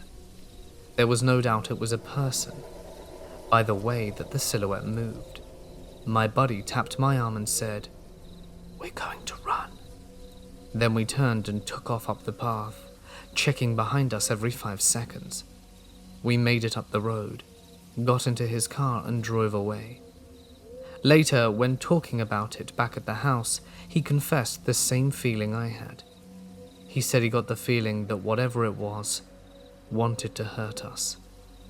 Moral of the story? Stay out of the woods at 2 a.m.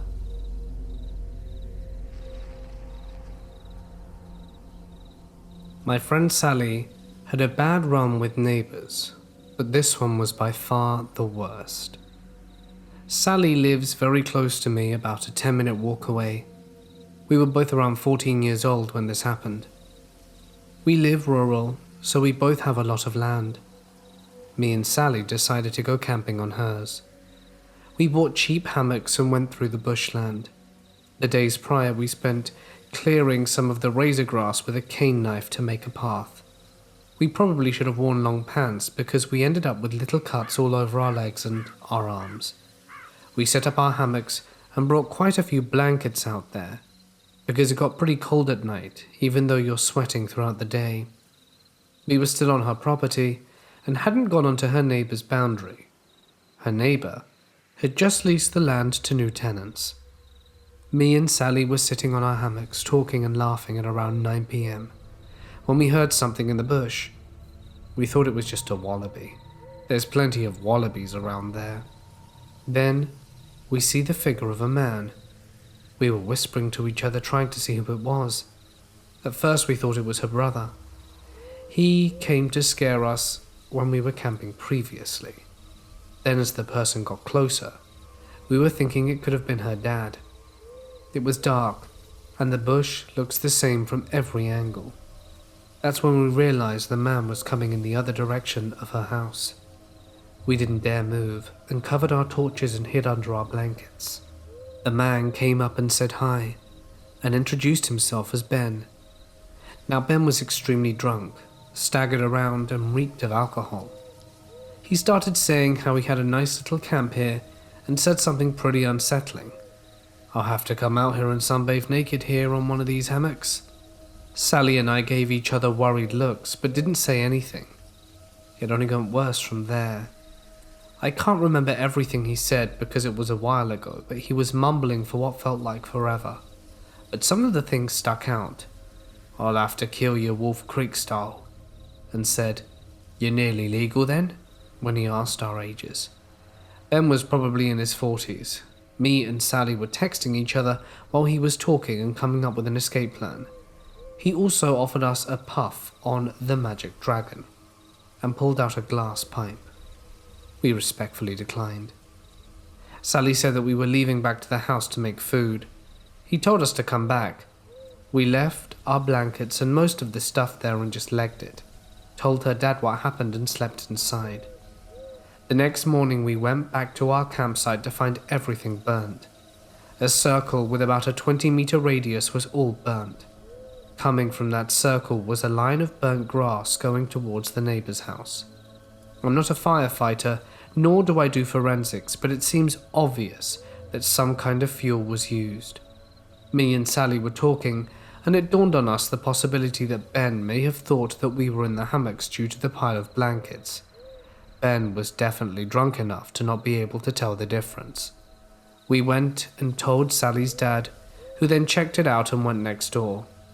Ben's roommate answered the door and said Ben wasn't home and apologized, and even gave Sally's dad $50 for the blankets and hammocks. Nothing more happened for the next few months. Sally told me at school how Ben had been caught on camera sneaking around her yard. I went to her house after school because she was going to be home alone until her dad finished work. I ended up sleeping there for the night. That's when he came over. Ben was drunk and came out to the front of Sally's house and started yelling. He accused Sally of stealing his dog. Sally's dad called the police. They arrested him, and the next day we found a knife in the yard. It wasn't from Sally's house. The police came again and we told them about the knife, and they got the footage from the camera as well. I don't know what happened to Ben, but he no longer lives next to Sally.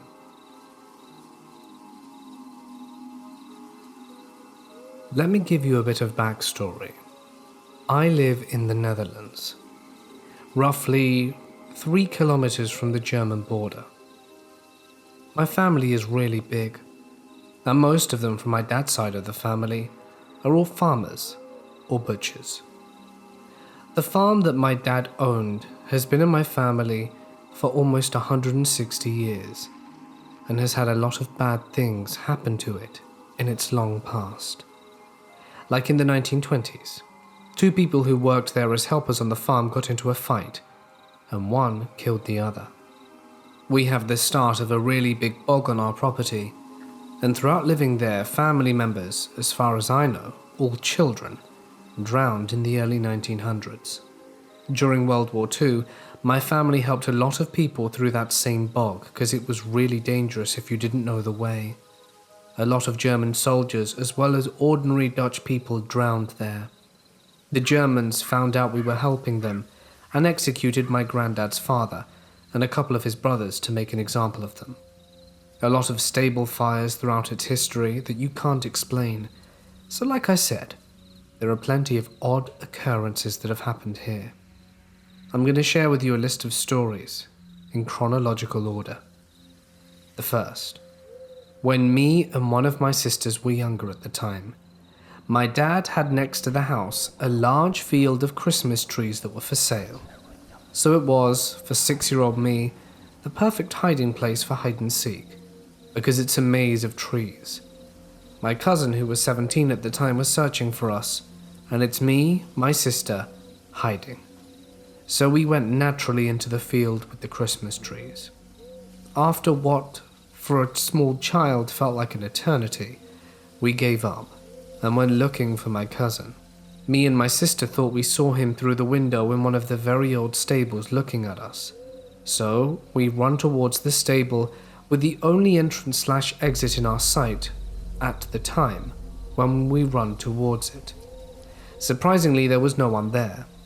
At that moment, our cousin came from behind the main house that was behind us, so he could never have been there, and at the time, we were the only 3 on the farm because he was babysitting us. We asked him if he was in the stable, and he said no. So who the hell was that?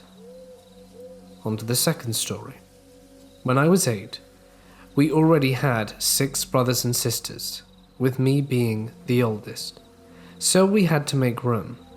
Me, my sister below me, and my brother below my sister had the room up in the attic.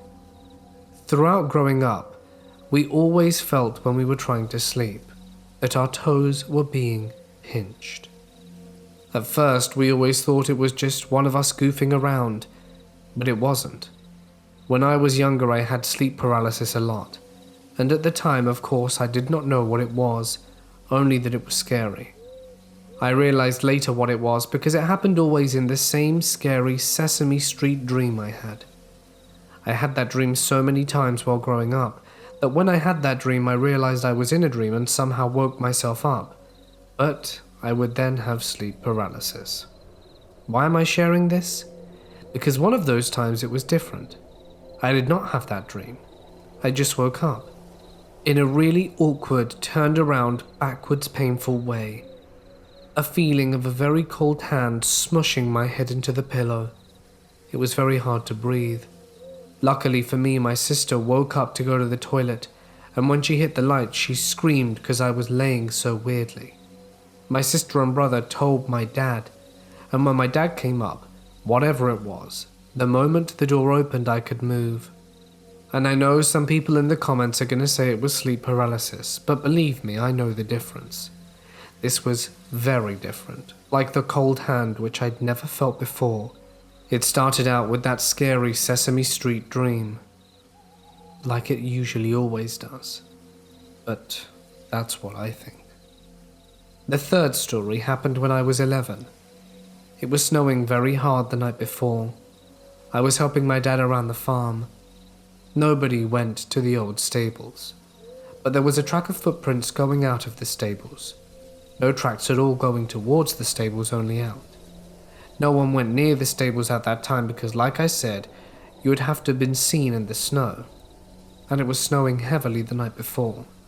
My dad and my mum found this so weird that my dad went to follow the tracks with me because the tracks were leading over to a field towards the bog. I was very excited because me and my brothers and sisters are forbidden from going in there because it's very dangerous. We disobeyed my dad once and went in there and my sister got stuck. She was chest deep in, and I was holding her so she wouldn't go any deeper. My brother ran for my dad, everything was okay, but we got such a hard-ass whooping that it left such a big impression on our young minds that nobody was even thinking of crossing the old man again for fear of his wrath. We followed it deep into the bog, and it led towards the frozen water. Like just frozen enough to maybe hold a small animal. Definitely not a grown man or even a toddler. I don't know if spirits leave tracks, but we don't know what that was. If there were a track towards the old stables and a track out, it would have made sense. But it did not. And my dad was pretty spooked by this. Story 4. When I was 13, and we were playing Mario Kart 64 on the Nintendo 64, my dad and my mum went to my dad's weekly game of billiards with his friends in the pub. We were old enough that we did not need a babysitter. Me and my sister below me were the babysitters, and there was only ever one rule. Never open the front door or back door for anyone, even when there is knocking. Even if it's someone you know, don't open it. Just talk through the mailbox in the door, and when there was a problem, we had the phone number of the pub. This was before mobile phones. We were playing with the 4 controllers, and we switched regularly so everyone was playing. And everyone in the living room was focused so hard on the TV screen it was like watching the World Cup final. I was on a very epic losing streak, and from the corner of my eye I saw a big, dark thing moving from the left to the right of the kitchen. I was so focused on getting at least one victory to get my brothers off my back, I didn't look, only focused on the screen. When my sister said, "Who else saw that dark thing in the kitchen?" From the 8 children there, 5 saw it, including me. Little old me did not want to call Dad and mess up and lose my babysitting privileges, because it's awesome when you get the house parent-free as a 13-year-old snotling. So me and my 2 brothers sucked it up, got up, and searched everywhere and everything. Under the beds, in the closets, bathroom, everything, but there was nothing. The windows were still shut, so we waited until Dad got home, and he was angry that we were not in bed. So we told him what happened. He said nothing much and put us in bed. That was a very scary night trying to sleep, and most importantly, I did not lose my babysitting privileges. This fifth story happened so many times while growing up. As far as I know, my dad says it's still happening, and it happened when he was little as well, as he grew up on that very farm. In the middle of the night, a very loud knock on the front door will happen, like one knock, not every night, but maybe it's more than we know because it's always just one, and it happens at different times. You need to be awake, otherwise you won't hear it. It's not just the old house making noises. I know every sound the house makes. It's a single knock, right on the front door. The same goes for the feeling of being watched a lot, like there's something behind you, but weirdly not in the house, always in the barns or stables. And I think I've seen the person from my first story more times in that stable out of the corner of my eye than I care to remember. And they say animals can sense things. I think that's partially true. Like our farm dogs, they don't care, they go anywhere on the farm. We have 4 horses in the stables and they're never spooked. Only the cats can act weird. Like they go in and terrorize the mice in there, but sometimes they won't even go in. Even when you pick them up and walk them in, they are very weirdly meowing and making weird sounds. They feel uncomfortable. Anyway, growing up with lots of children, those cats are the easiest and friendliest animals out there. They'll allow you to do anything to them, except when the barn is feeling creepy.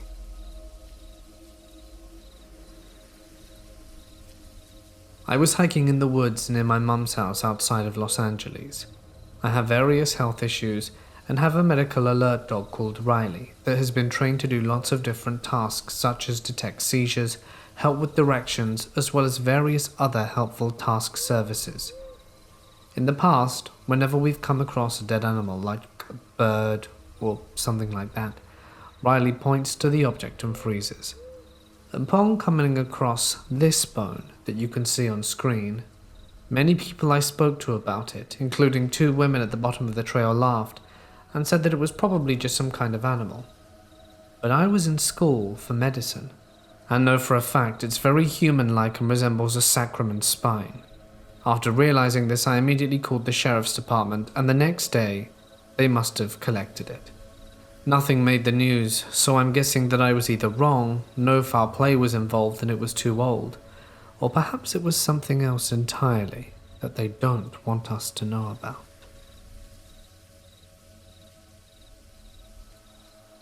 To preface this and give some context, I am a 21-year-old male who makes a habit of taking road trips across the US, and am not one who is inexperienced when it comes to hiking or dangerous situations. I've had people stalk my camp in Kansas and stare over my fire in Utah with a shotgun. Point being, I've had weird experiences, but none that have ever chilled me like this. This just happened earlier today, and I want to get it out there while the image is still sharp in my mind. I was out hiking a trail in southern Indiana with a female friend of mine. It was around 90 degrees and muggy. The trail specifically is the Three Lakes Trail, and is a little over 10 miles long, and is circular, so nearly impossible to get lost. We had arrived in the morning, and so there was almost no one in the park at all, save for a few parked vehicles.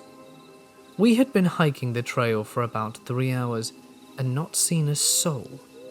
Usually I pay attention to my surroundings a bit more, and am cautious of people, just because of life experiences and listening to scary stories.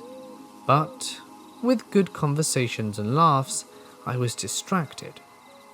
My friend and I are walking downhill towards a sharp left turn, when out of seemingly nowhere, a woman steps around the bend and starts hiking up the hill towards us with her head down. She was of average height, but much more muscular than a typical woman. She was wearing a sports bra, short shorts, and a backpack, which left most of her body exposed. Her tattoos are what first caught my eye. All across her body are these weird shapes and symbols that didn't make much sense. I didn't see anything that resembled a picture or English word. As she came about within 10 feet of us, she looked up and we made eye contact. And that's when everything in me just froze up. Her face had similar symbols tattooed all over, and in strings all over her face. Her eyes, though, are what I'll remember for a long time. They were just black sockets, and in the shade of the dense canopy, I couldn't make out much about what it actually was, especially with how humid it was that day. I don't believe that the dark sockets were makeup, and so I assumed that all around her eyes were tattooed solid black. On top of this, she must have had colored contacts in her eyes, as there was no white at all. With every horror movie and cult scenario I've ever heard running through my mind, and her face chilling me to the soul, I blurt out, "Good day for a hike." She just looks at me with this empty stare, holds eye contact and walks by us. I have never been so shaken up from running into someone out on a trail before, and hope to never see something like that again.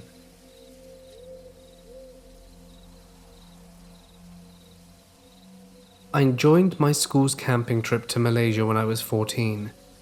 I no longer remember where it was, but it was pretty close to Penang. I loved camping, and this trip was pretty unique. The campsite was aimed to provide authentic experiences in Malaysia. I know it's touristy surroundings, but it gave an interesting premise. Instead of camping on land near the beach, the campsite was on stilts about 500 to 800 meters away from the shoreline. It recreated those floating villages around Southeast Asia. There was a small hut, showers and bunk beds over the ocean blue. The toilets were just outhouses that emptied into the salty brine below. You could even see your business float away. Incredibly gross but memorable. 100 teenage girls were going to sleep there for a week to experience village life, aka climbing coconut trees and flying traditional Malay, which are kites. Midway through the stay, my camp leader had allowed my group to use our sleeping bags to sleep on the wooden square. We were lulled to sleep by the slow, gentle waves. The wooden boards floated over the high tides, warping and sinking with our collective weight. A night full of stars. The sea breeze was cool and fresh. A few girls woke up to use the toilet. We had to go in groups of 3 wherever we went. I rolled in my sleeping bag and watched the shoreline. When I saw something floating on the waves, it was triangular and shrouded in black. I was too groggy to care, so I went along with the girls to use the outhouse. In the outhouse, something felt off. I felt watched in that cramped space. It didn't make sense. I looked down into the ocean below and stood still.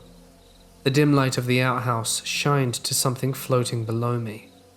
A line was attached to a shadowy figure. The end of the rope was attached to a metallic object stuck on the floorboards at the edge of the hole. I nearly tripped on it while I walked in, and I thought it was a nail. The figure held onto the rope and was yanking it gently against the push of the waves. I realized the figure was floating on the triangular thing I saw earlier.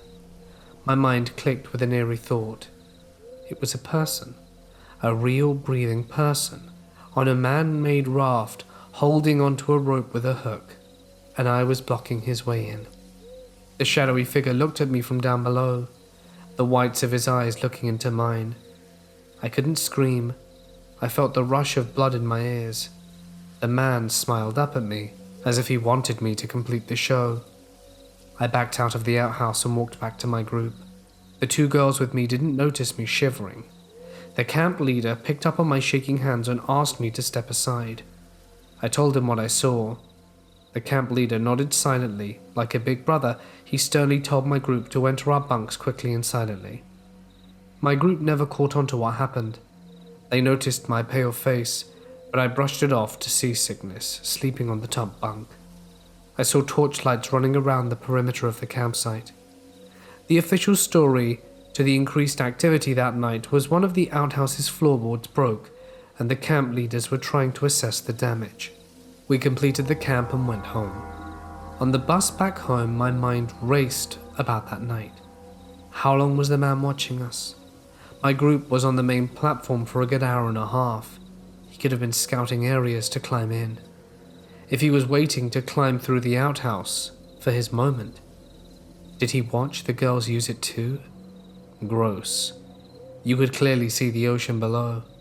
He would have had a clear view too, and it still gives me chills whenever I think about it.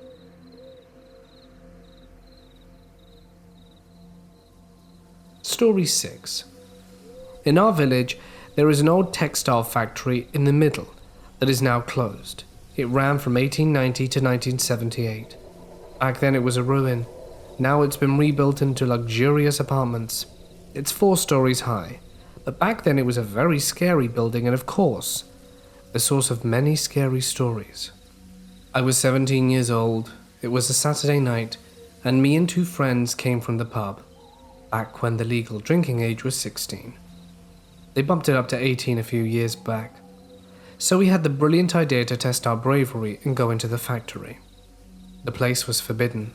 It was fenced off, but that did not stop us. We climbed the fence and went in anyway.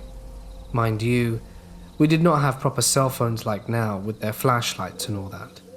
We made our way in almost total darkness. I know this was a stupid and probably dangerous move. When we were on the 3rd floor, after walking in a good couple of feet, our hearts stopped. We heard movement, very slow, and when we stopped, it stopped as well. So we sprinted as fast as we could, and we made our way in the dark towards the exit. We were all freaking out. I think the alcohol had a lot to do with it too, and my friends were like, "Is this real?" At the same time, we saw in the distance 4 younger teenagers running. My friend ran after them, and we followed my friend. We stopped the 4 boys and were like, "Were you guys just in the factory?" At first they were scared of us, of course, like 3 older guys in hot pursuit of 4 younger guys, come on. But when they said that they were so relieved, we spooked each other out. I know it's not a ghost story, but for a second we thought it was, and it was still a good story to share. A few days later I went in alone during the day just to see how it looked, and I discovered that we were very lucky, because on the 3rd floor right in the middle, it's collapsed on all the floors, and if you drop down 3 stories. So we were very fortunate that we stopped walking. This next story happened when I was 25. One of my sisters moved into a new house. It was very secluded, and there were only 2 houses there, and a party center that was closed during the week. On the weekends it's open, and it's pretty quiet overall. After a month I could tell something was bothering my sister, so I asked, but she didn't want to share because she said it sounded stupid. But in the end she told me. She says sometimes at night you could hear what sounds like a little girl softly crying at the front of her house, and it was freaking her out. Because when she looked there was nothing there, and it stopped when you opened the front door. She asked me to sleep over so that I could hear it as well, and I agreed. On the first night there was nothing, but on the second night I could hear it, and it was like she said. It was like a child crying very softly and slowly. I looked and nothing was there. I stayed for a 3rd night and it happened again, and now my sister starts crying like she finally found her own place that she liked, and then this happens. Seeing my sister cry, I got annoyed at whatever was making the sound. So I opened the door and yelled, "Can you just leave us alone? You're not welcome here." And believe it or not, since then it stopped. So I don't know what I did exactly, or what it was, but my sister still lives there to this day, and has never had any more problems. This is my final story now, but it needs some explaining. Me and one of my sisters planned a movie night together. I got a key to her house. She was not there, so I let myself in, and I looked at a text on my phone that she would be a bit later because something happened at the hospital she works at, as she's a nurse. So at one point I got bored and started to play with her dog, taking pictures. And then, the next day, I noticed this picture. No, it's not my reflection. The face is much bigger and I have a full-grown beard, and still do. In that room there are no posters, paintings, TV screens, or anything with a reflective surface in that direction. And for clarification, it's not the same sister's house as the previous story. Still freaks me out, and I wonder what it could have been.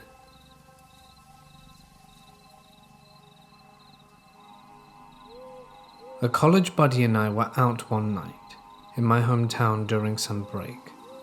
I was obviously still living at home with my parents, and he was down for the weekend.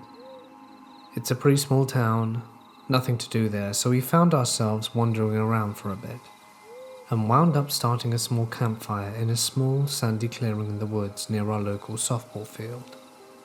It was a clear night, not a single cloud in the sky, and the moon was full, so we could see very clearly everything around us. It was just one of those nights that was barely night because the moon was so bright. We were just chilling out and talking, no big deal, when suddenly we heard this scream coming from deeper in the woods. We both instantly shut up and started listening intently, trying to figure out what we just heard. Then we heard it again, this time clearer, and it definitely sounded like someone screaming, like a little girl in absolute terror. We both kind of just stood there for a moment staring at each other. I was mostly staring at him, hoping to get answers as to what we were hearing. My buddy was one of those guys who practically lived out in the woods. He's been an avid hunter and fisher for his entire life, and has spent a summer camping in Denali. I was expecting him to write it off as an owl or a hawk or even a fisher cat. Something, but the look on his face was probably more terrified than mine, simply because he knew it wasn't any of those things, and that just made me even more scared. Then we heard it again, louder and closer, and seemingly coming from up in the trees or in the air. We both freaked. Somehow we had the presence of mind to quickly put out our little fire. The abundant sand helped in that regard, and the moment the fire was out, we both ran as fast as we could just to get the hell out of there. We ran out of the woods, into the softball field area, where it was a straight shot out into the road, where we were both running for our lives, and the entire time we could hear this thing getting louder and closer. Scream, scream, scream.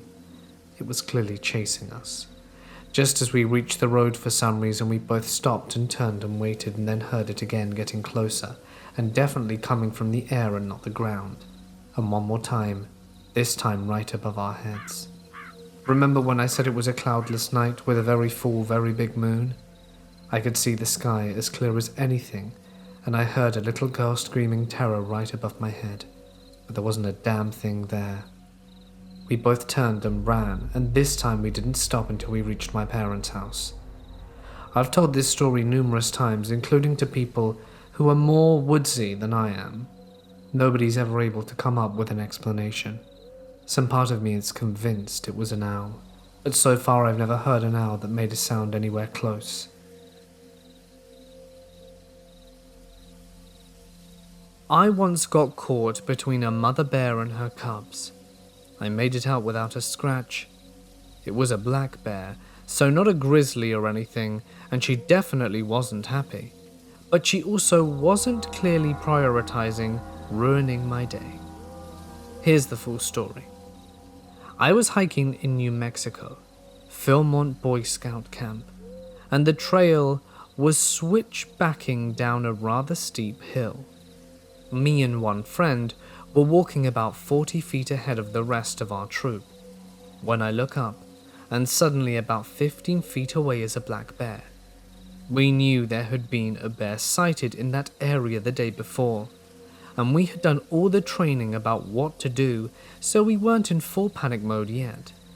But then we hear a noise from behind, and 2 bear cubs tumble down the hill and land in the path between us and our troop. They're wrestling. Apparently, that doesn't just happen in the movies. Bear cubs like to wrestle, and completely oblivious to the 15 or so people who now surround them. Their mama is not. Luckily for us, the path was relatively narrow, and they stumbled down again within 10 seconds, just rolling down the hill. The mother had been heading towards us, I assumed to tear our heads off, but as soon as they rolled off, she bounced after them and seemed to forget all about us. The friend who was with me between mother and cubs wet himself. Luckily, I was dehydrated. At the time, we were about a third of a mile from where we were scheduled to camp for the night. And when we got there, the bear rope, a rope strung between 2 trees that you hang your food from overnight so the bears didn't get to it, had been frayed and was hanging about 5 feet from the ground. So we unanimously decided to go another mile or so to the next campsite.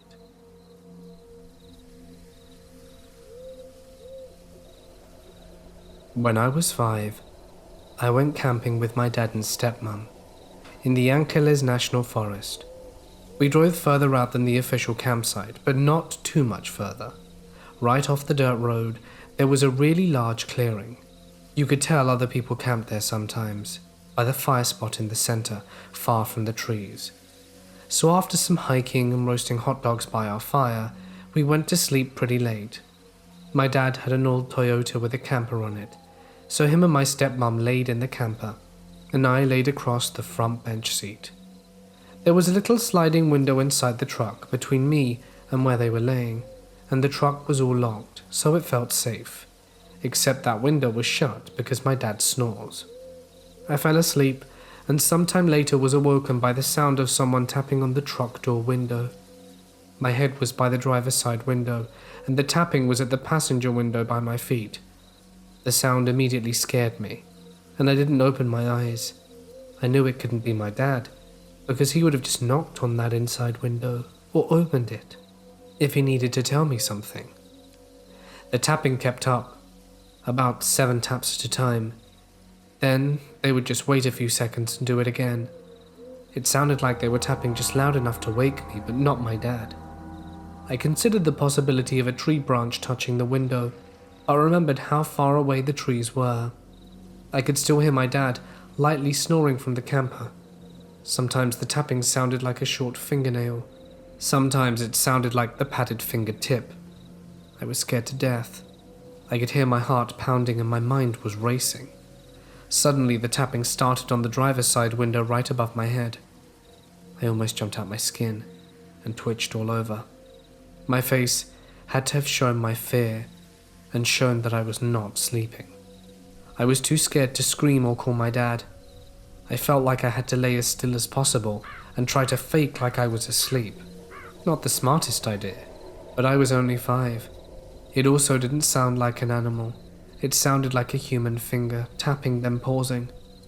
It happened for maybe an excruciating 3 minutes, and then the last 2 sets of tapping were the loudest, and then it stopped. I still kept my eyes shut the whole time, terrified of what I might see, until I fell asleep at some point. In the morning I looked around at how far the truck was from the trees and everything else. I knew it couldn't have been any of that. I told my dad and stepmom about it. She seemed kind of uninterested, but my dad seemed really perplexed and concerned, and was very glad that the truck was locked. So whoever kept tapping on the window at night, let's not meet.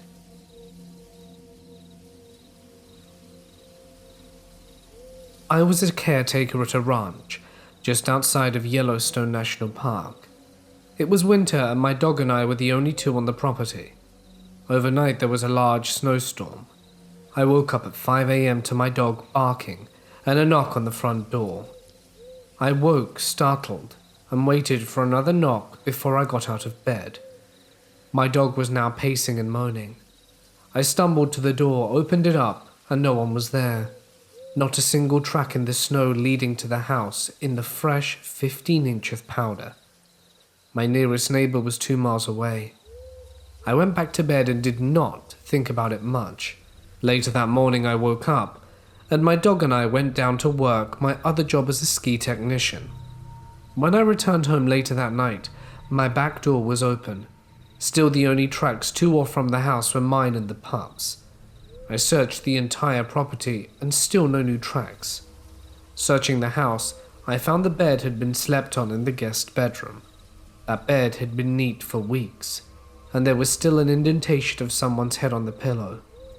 This was an old ranch, and I heard rumors that a few people had died in this cabin I live in.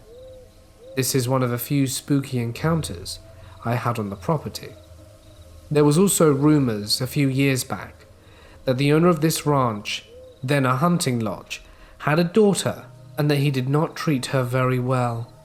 Apparently she used to slave around the camp performing harsh requests for her father to satisfy his quests. She was seen, heard, and felt by many guests staying in the ranch. We called her the Lady in Red. My cabin was not as active as some, but I felt a presence at times. One night I had a very hard time sleeping. I kept seeing something in my peripheral vision. While laying in bed in the dark, I saw something in my lazy boy chair in the corner of the room. I'm pretty even-keeled, so I just thought of something else and soon fell asleep.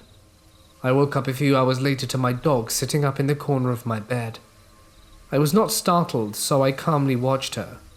It seemed as though something was petting her. My dog was enjoying it and licking the air. She was awake and sitting chin high. After a few seconds of this, I sat up. The dog looked at me, and something felt as if it passed right through me. The dog ran into the other room, wagging her tail as if she was running after someone and she wanted to play. I had the same feeling of something passing through me at another point. In the summers I did not live in this same cabin. I lived in a room attached to the kitchen as I was the chef at this ranch. Between my kitchen and my office room were the employee dining room. As I switched off the kitchen lights, I was looking through the EDR towards my room, just as I saw something distorted coming from my room right at me. I froze, and this something passed through me once again. Just then the lights flickered. It's a very weird feeling, and this was my second time feeling this same. The head wrangler's room had the most activity. This thing was nothing more than a prankster. He was always telling stories of something flying around the room. Once, just after brushing his teeth, he left the bedroom and headed to bed. The toothpaste flew over his shoulders and landed on his bed. Pictures falling, electronics acting funky, all sorts of stuff, almost every single night.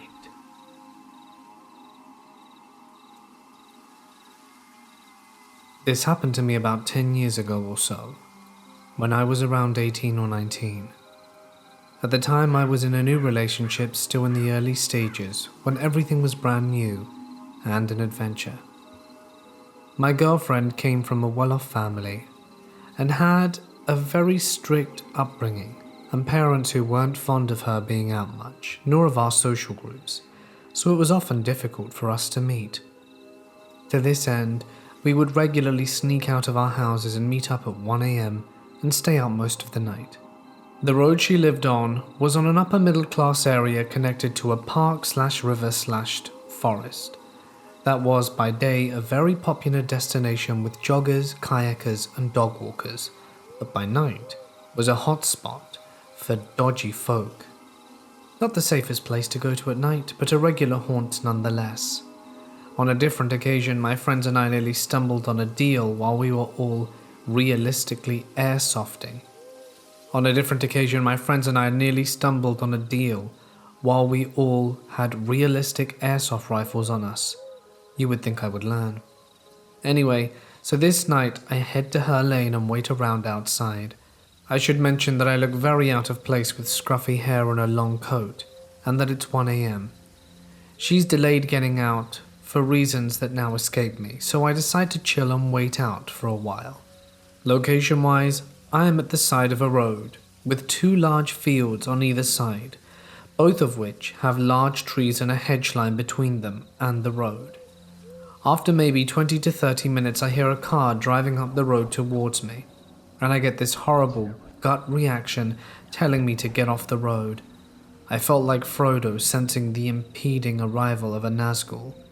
I quickly climb over the hedge and drop down, prone to the other side, and stay as still as possible, and I can hear the car slow down as it approaches where I had been standing and wait.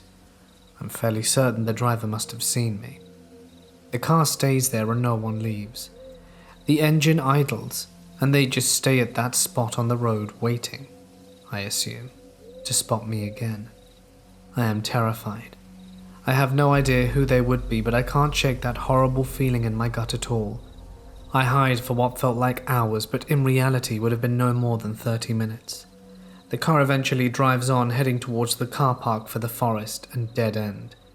I still can't shake the fear and won't want to risk getting caught, but also don't feel safe, so I move to the opposite side of the road and hide behind the other hedge. Soon enough, I hear the familiar sound of an engine as the car comes back down and stops nearby where I had been waiting. They hang around for another 20 minutes or so before driving away again, this time for good. I can't remember how long it took me to get the courage to eventually leave. In hindsight, the rational part of my brain likes to just think that someone had just phoned the police on the scruffy guy loitering around after midnight, but I'm really not sure. Their behavior felt very off, and the feeling in my gut was like nothing I've felt since. At the time, I couldn't shake the fear of this unknown person just sitting in a car waiting for me to try and move, much like a hunter waiting patiently for prey. Best part? At some point during the night, my girlfriend advised me she couldn't get out that night anymore, so I just went home. Driver of the car, let's not meet.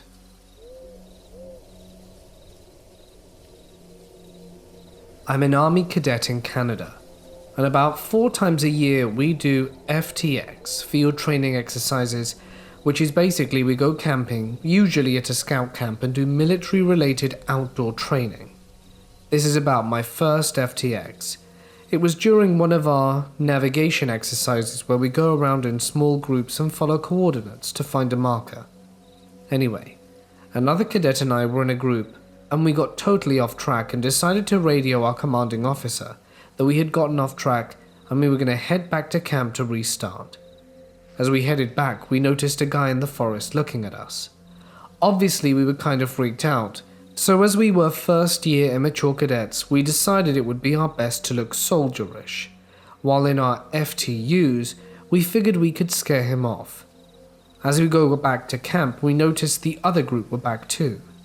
We were informed that there was a guy that crashed a stolen car by the camp we were at.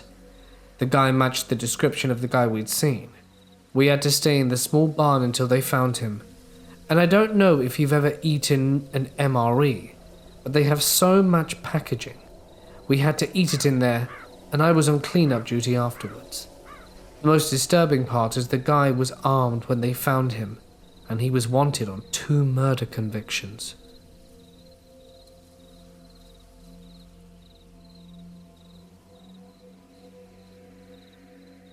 The scariest moment of my life happened while my friend and I were camping in eastern Canada as teenagers.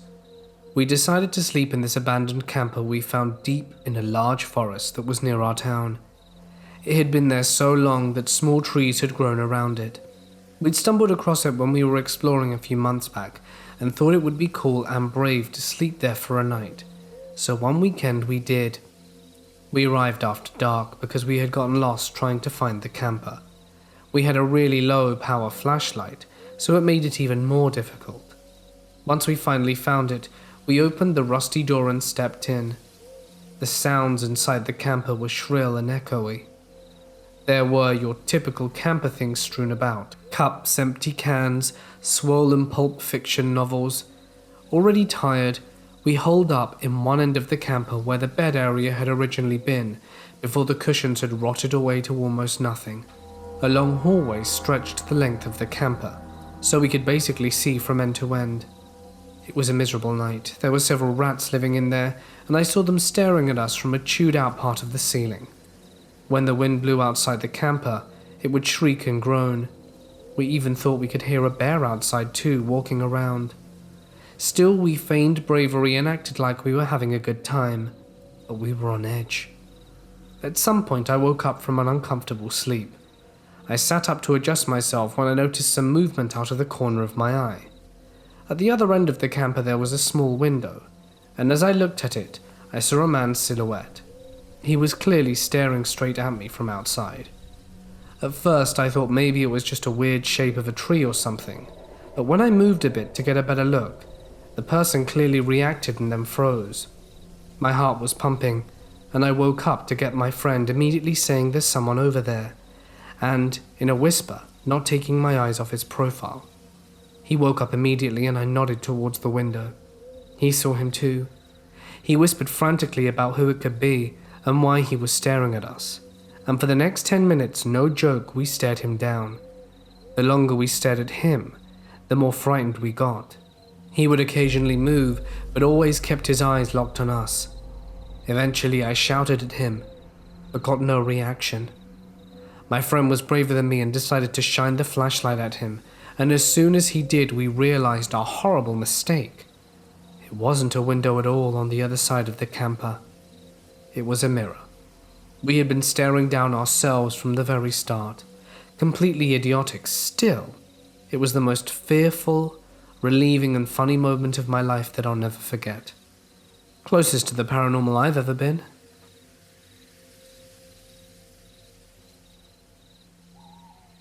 This happened to me, and mainly my sister, back in 2008.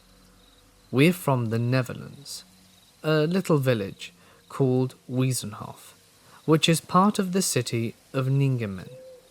There is a circular path in the woods section of our neighborhood. So, kind of an outline here. Our backyard faced a pond. You had to walk along the pond around 2 or 3 minutes before you would enter the woods. It right away had a path, which would go in a large circle within the woods. Usually people would take their dogs out there, or were just jogging. You know, the typical everyday stuff. It was absolutely beautiful though. Me and my family always took our dogs out in that forest. The circle took us around 20 to 30 minutes to walk, so it was perfect for a good amount of exercise. Anyway, on to the story. I was around 10 at the time, my sister being 14. She decided to take out our dogs and asked me to come along with her, saying that I didn't really have much to do, and she was right, so I said sure. We were walking the normal path. We had one small dog and one big dog. I was holding Jip, the big dog, and he was the typical alpha male dog who always wanted to be up front. Our smaller dog, Evie, was typically very calm and always liked taking her time. She was sniffing on spots for a good length of time, and Jip was getting particularly anxious and wanted to keep on walking, so he was pulling me. Being 10 at the time, he was quite strong, so I told my sister I'd be a bit further up while she let Evie finish up her sniffing spree. My sister was fine with that. We live in a super safe area, just your typical Western European village. No troublemakers around here. Just a super clean-cut area, so we never assumed anything could go wrong. It just never occurred to us. While I had turned the corner of the 4-pointed forest path, I looked back and saw Evie was still profusely sniffing. So I just walked a bit further, out of my sister's sight. Not even a minute later, my sister came quite frantically around the corner, hurrying Evie along with her, and told me to keep walking. I saw fear on her face, and did as I was told. On the way home, there was no conversation. It was just dead silence. I was of course very scared, and didn't know how to react, so I was just keeping up with her pace. Jip also helped with that. But once we made it home, I asked her on what had occurred, and she said she saw a man dressed up as a mime staring at her from behind a tree, and that she tried to act like she didn't notice, but her facial expressions must have given her away, and when she started walking, the mime began following her. Not on the path, but systematically behind each tree. She swore every time she looked back, he was behind the next tree. Apparently, when she turned the corner, she didn't see him anymore. I didn't really know what to think. I felt bad that I'd gone further with Jip, but my 10-year-old mind didn't really assume that anything could go wrong in such a safe area, which is why it came across as even more of a shock. My sister never told me any more about it since that day, but she knew for certain she saw a man dressed as a mime. It didn't seem to affect her much afterwards though, luckily, but it must have been quite a scare, knowing that I wasn't in sight and knowing some freak dressed up as a mime was following her. Luckily, nothing else happened, and we have since moved.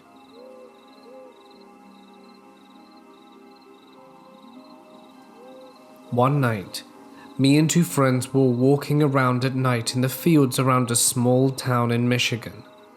Our destination was a junkyard tucked away behind several fields, home to rustled-out cars, semi-trailers, and farm equipment. We were cutting through the fields to avoid the trigger-happy farmers that live around there. We were just around there when we were foiled by a stream too wide to leap. It was late autumn, and wet feet would be uncomfortable, so we backtracked into the adjacent field. From our corner of field, there was a tree line that ran east to west and southward, and the land rose into a large hill. We stood for a moment discussing our options when my eyes were drawn to a large white boulder, seeming to glow a bit in the moonlight. It was around 75 yards away, and I was idly staring at it when it moved. It unfolded standing up, and it appeared to be a 10 to 12 foot bipedal thing, skeletal, thin, pure white with long limbs. For the space of a second it looked at us and then it took off. I think it was running, but it may have been flying or gliding, honestly I'm unsure. It crossed the field up over the hills, a distance of probably 100 yards, in 2 to 3 seconds in complete silence and was gone. Only 2 of the 3 of us saw it, and after a few minutes of incoherent gibbering were we able to rationalize, explain, and figure out what the hell we saw, and mutually decided it must have been an alien. A year later I was at a party, and the subject of aliens came up. I mentioned that I've seen an alien, and they say, yeah, let me guess, in Saranac, right? I confirm. We exchange mutual looks of awe, and he directs me to this Eric fellow who grew up in said town. Eric tells me that he has seen strange things there his whole life, lights in the sky, etc., but no humanoid beings. Fast forward another year and a half and I get a phone call from an acquaintance who was sitting up at work when he noticed a girl staring at him strangely. She eventually walks up to him and says, "I feel like I need to talk to you." She proceeds to tell him that her friend's dad is the head of a vampire clan in a town near Saranac. My friend remembers the story about weird things in the area and asks her if she knows about anything in Saranac. She gets very defensive and eventually reveals that Saranac is a breeding ground for dragons. Yeah. To this day I'm not certain if I saw a dragon, alien or a vampire, but I did a bit of poking around and I heard from a girl that lived there as a kid that she had seen random 15-foot scorch marks on roadsides and in the middle of fields. Weird.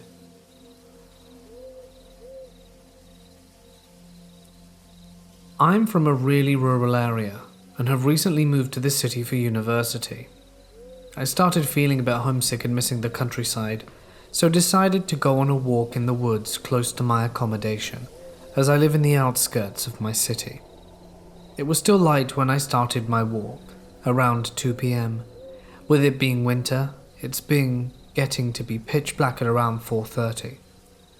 After about an hour and a half of walking, I noticed that it was starting to get pretty dark, so turned back because I didn't want to be in a forest I'd never been in before in total darkness, mainly in case I got lost. On my way back, I saw a guy maybe in his early 30s, obviously drunk with a plastic bag full of bottles of alcohol and muttering to himself.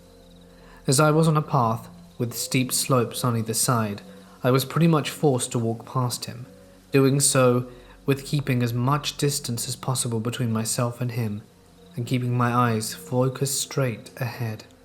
As soon as I passed him, his muttering became much louder, and I was sure he was trying to talk to me, but it was still unintelligible, so I ignored him. Then I heard him yelling and turned around to see him walking towards me. There was around 10 meters between us. I still couldn't make out what he was saying, but he was walking quickly towards me and eyeing me up and down with a really creepy look on his face. Not wanting to have any trouble, especially considering I'd only seen one person quite a while beforehand, I simply said, "Nah, leave me alone." He clearly heard, as I saw him register my sentence through his drunken brain, yet he simply shook his head and carried on towards me. At this point I panicked, pulled out my cell phone and shouted, "I'll call the police." I know this was an empty threat considering the fact I didn't even know the name of the forest. I knew that it would be a long time before the police would get to me.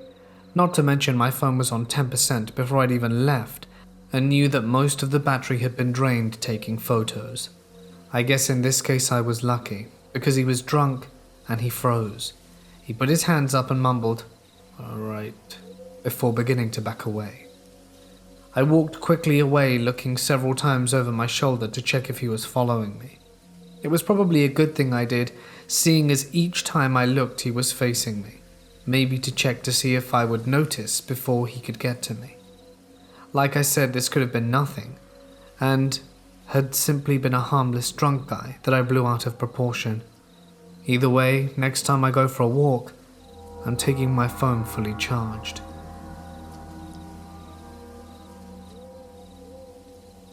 I was out on the trail. A snowstorm was incoming, but still a number of hours away, so everything was deathly still, and at dusk, so I had my headlamp, knowing I was coming back after dark. Gorgeous evening for a run in a forest. I'm extremely familiar with it, and I got a kilometer in, and that feeling just careened into me. From, hey, kinda uneasy, to paralyzed within seconds. It was the feeling of being watched or stalked. Sudden pit in your stomach, hair stand up. A feeling that something is wrong and that you need to get the hell out of there. If you get that feeling, it's best to leave. There's a sort of primordial gut sense that our ancestors had, and we still have some of it today. Suddenly, the urge to pee comes over me. Completely unwilling to move, every leaf crunch was like thunder. This is my brain filled with a vision of what was up. My brain gave me this mental image of an instinct predator on the other side of the small hill ahead of me. It knew I was here, it was looking for a snack just before the snow came in, and it was waiting. I felt like prey, and now I know what a deer feels like when they get caught in headlights. It was just the freakiest thing. It felt like predator/prey mind meld. I tried for a few seconds to be like, "Oh, I'm just paranoid," and tried to take a few steps towards it, and it felt like there was a physical brick wall in front of me. I got out of there after standing dead still for about 2 minutes. There were no birds, no squirrels, no small creatures bumbling in the leaves. I ended up walking back down the trail, feeling like my neck and back were on fire, and I sprinted the last 100 yards to my car. I felt way better in my car, but the feeling didn't fully dissipate until I was about a mile away. I've never gotten that sensation on that segment of the trail or in those woods since. Even my long, rainy, dark swamp runs aren't anywhere near that. My brain must have just run away with my imagination there, but I'm totally okay with that. I'd rather listen on the off chance that I'm right.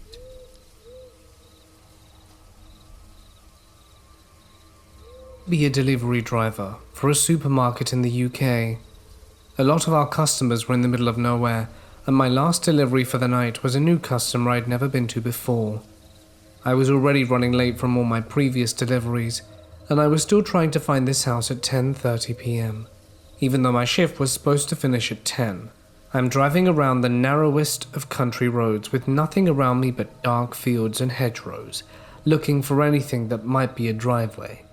I hadn't seen another car or person for miles, when all of a sudden I hear a loud thud on the side of my van like something was thrown at it.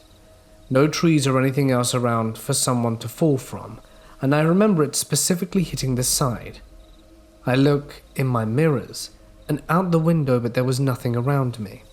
Then it happened again, another thud on the side of my van. I drove back to the supermarket so fast and told my manager that I couldn't find the place, and I had spent half-hour looking, to be fair. There was no house where the listed address/postcode took me. And the thing is, if there had been a house, they would have called up and complained about not getting a delivery, so I was thinking it might have been a setup. I was never told that they phoned up to complain about their missing items, and they never attempted to redeliver. I think they were contacted to provide better directions to their address, but we never heard from them. The weird part was that they had to place the order and pay for their deliveries first, and at the time the shop had a minimum spend of £60 for deliveries, so if it was a prank it was an expensive one. Also, the only thing around for miles were empty fields, and the only place someone could have hidden was within or behind the hedgerows, and if it was a human, they must have been hiding in a freezing cold hedgerow for over an hour, since my delivery was supposed to be scheduled at 9:30.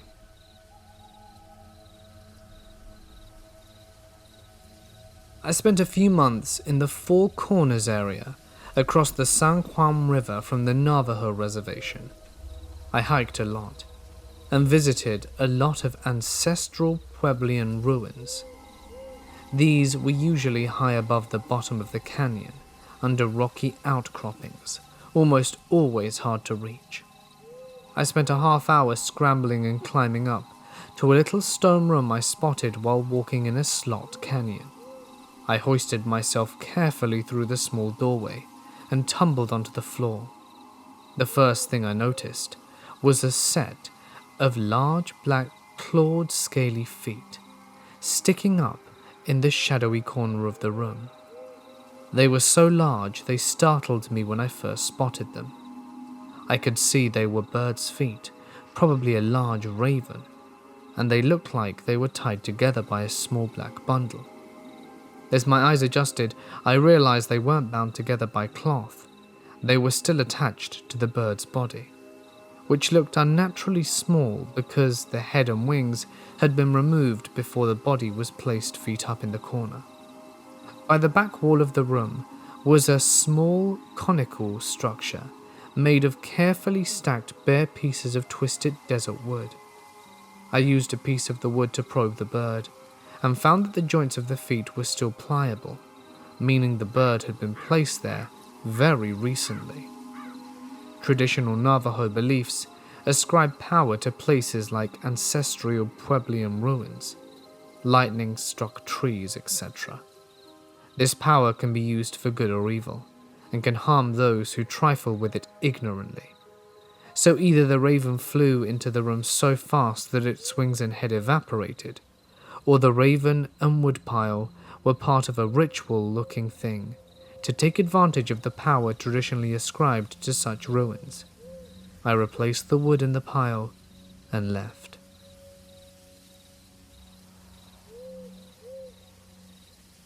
I may not be an expert, but I do believe that there is more to this world than we understand. For all my life, I've had a very fine-tuned sense for sensing things that some might be unable to explain.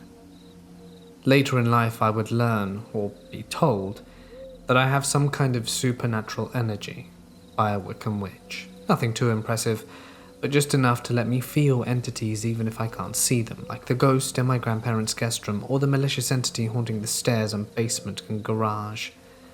The same uncanny sixth sense that my mum observed when my younger brother was born, stronger than her own maternal sense to the point I understood when my brother needed something, before even he knew and could make a sound, even waking minutes before him in the middle of the night without fail. But I think there's more to it than that. And this incident, as you will soon hear, is what leads me to believe this. My family had recently moved to British Columbia, Canada. That winter, I was 10, and while we were by no means in the boonies, we lived in an older trailer near a well-known hiking trail and a small Christmas tree farm. Immediately there was something off about the area, something that my parents waved off as new home anxiety, or just not being used to the place. I did my best to put it out of my mind, but within 2 weeks of the move, I began to notice strange things happening. Firstly, the unsettling aura that I couldn't shake. Sleepless nights, as I felt like there was something that was watching me from the window. Strange shadows there 1 second, gone the next. Voices soft, whispering my name, and only when I was alone and in my room near the window. However, these incidents happened soon after, and I felt something brush against my shin and ankle, something that lessened the aura for at least a while. These instances would be near constant until I struck out my very own 8 years later. But it all came to a head that fall months after the move. My parents insisted we take a family walk on the mountain, and though I didn't want to because I am by no means an outdoorsman, something in me screamed not to go and that it was dangerous. But being barely 11, and of course, my parents completely dismissing my concerns as just being lazy, we were making our way to the trail entrance. As soon as I set foot out the car, the warning bells in my head were blaring louder. Something in me kept saying that we had to leave, that something bad was going to happen, and a little voice in my head kept focusing on my diabetic mum, who at the time had a weight problem, Dad with his disability that made him outright unable to run, and that my bad lungs would make it impossible for me to run myself. The three of us were essentially sitting ducks. I didn't know why I was so hyper-focused on running. I knew we just needed to get away. We were halfway through the walk when suddenly I froze. The apprehension I had felt about the whole event ramped up to 11. My parents thought I stopped because I was tired. I took the opportunity to take pictures of the lovely fall leaves and dappled sunlight. It was a gorgeous sight, but I knew something was there watching us, and it was not something we wanted to meet. I looked around trying to find whatever was setting me off, and all I saw was an occasional fleeting shadow. I could feel the brushing, but the feeling of dread and fear only got stronger. The familiar touch, unable to drive it away as it normally would. Whatever it was close. If it came at us, we wouldn't stand a chance, and I still didn't know what the hell it was. My parents still hadn't noticed something was wrong, and I felt my voice catch in my throat, not out of fear, but as if something wasn't letting me speak. I then heard the leaves rustle. It was close, so close, and I glanced to where the noise was coming from and saw a shadow for a split second before it vanished behind a tree. And as it vanished, something changed. Hot. It felt like a volcano had erupted in my chest, not like the slow, gentle oozing one might see in Hawaii, but explosive, angry, spewing, burning clouds of toxic grey ash, spraying molten rock and fire.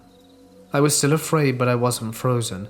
I was angry, eyes locked on the area that I had seen the shadow. I was no stranger to anger. I am an aggressive woman and always have been, but this rage was entirely new. The feeling against my legs stopped, but the fire was burning hotter, and the dangerous thing hiding just outside my field of view. I felt it lock up, in fear all on its own. I felt like my body was controlled by something else, still me, but somehow different. I convinced my parents to pick up the pace and practically sped out walking the rest of the loop, not daring to let the fire, sparked in my chest, die out until we were safely back in the car. This strange presence lingered, much further off but still watching, still malicious but almost curious now. We left the trail and never went back. A few weeks later, my mum found out she would be having my brother. As time passed, the whole incident kept nagging at my mind, and I found myself doing research from time to time to try and piece together whatever happened. And while I may never fully understand it, I think I finally have a part of the answer. I think perhaps I was protecting my brother. As I stated earlier, I've always had an unexplainable connection to him despite being so much older, and a terrifyingly vicious protective streak over him. When this happened, my mum would have been a month or so into her pregnancy. I think that whatever was in me allowed me to feel these presences early. Perhaps I knew he was there long before anyone else did. A phantom touch? Maybe. Whatever it is, I'm glad that he was kept safe.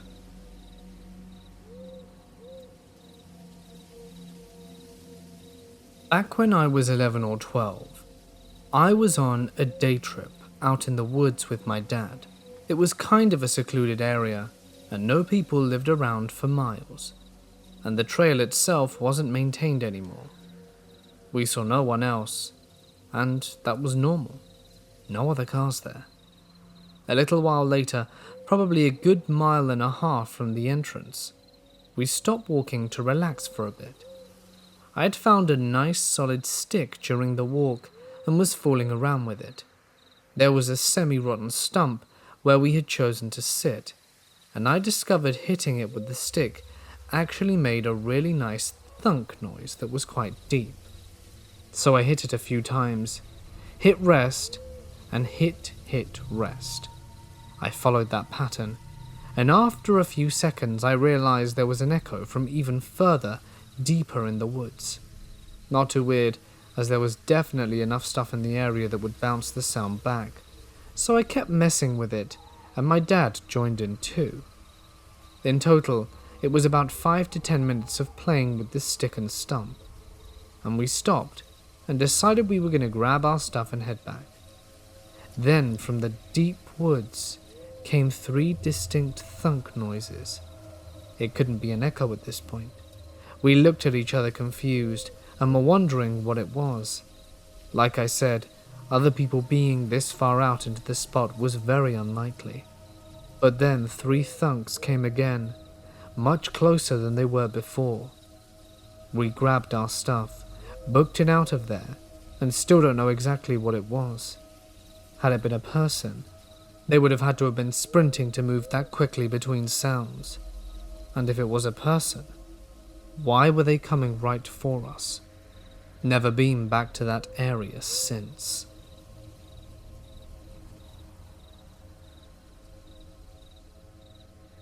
This happened 12 years ago when I was 16, and I'm a female.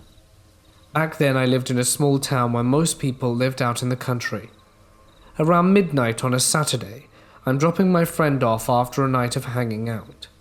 This friend lived way out in the country, and to get there you had to take a lot of winding roads with nothing on either side, and not many people travelled on them. There were a few houses, but most of them owned a lot of land, so they were majorly spread out. I always hated dropping her off at night, because driving back was always super creepy, probably because I've seen way too many horror movies and know what can happen in the middle of nowhere. But it was my turn to drive that night. After dropping her off, I'm being super careful, not only because of my irrational fear, but because of drunks who don't take curves very well. I turn left on the last small street before I get to the main road, and this street has 2 major curves that you have to take slow, since they are pretty wide and almost back to back. I'm coming up on the first curve, so I'm slowing down when I see 3 people dressed in all black sweatpants and black pants, walking and blocking the whole lane. It was frustrating at first because I thought they were just teenagers, not thinking of the dangers of what they were doing. So I sped up and hurried past them, in the other lane before a car coming in the other direction hit me. As I'm passing them, I look out my window to catch a glimpse of the idiot teenagers' faces, and I noticed all 3 of them are wearing the same creepy grey skull mask, and they all stared at me as I passed. If it were close to Halloween, I would have passed it off as someone getting in the spirit, but it was around May. The weird thing about the situation was that it didn't even seem like they were trying to run me off the road or cause me harm. They didn't even look behind me when I first pulled up on them. The whole situation was too weird that I called the police. They called me back soon after and told me they sent someone to the exact location where I described and said they found no one walking on the streets or even on the side. What creeped me out about this is there was nowhere for 3 people to have hidden, because the street had open land on both sides. There were also no side streets that they could have turned on to evade the cops. They had to have been picked up by someone or had a good place to hide. Either way, I know they were actually people and not something I made up. I'm not sure what those 3 people were up to, but I told my friend that if she wanted me to drop her off again, it needed to be before dark, because I never want to find out what their intentions were.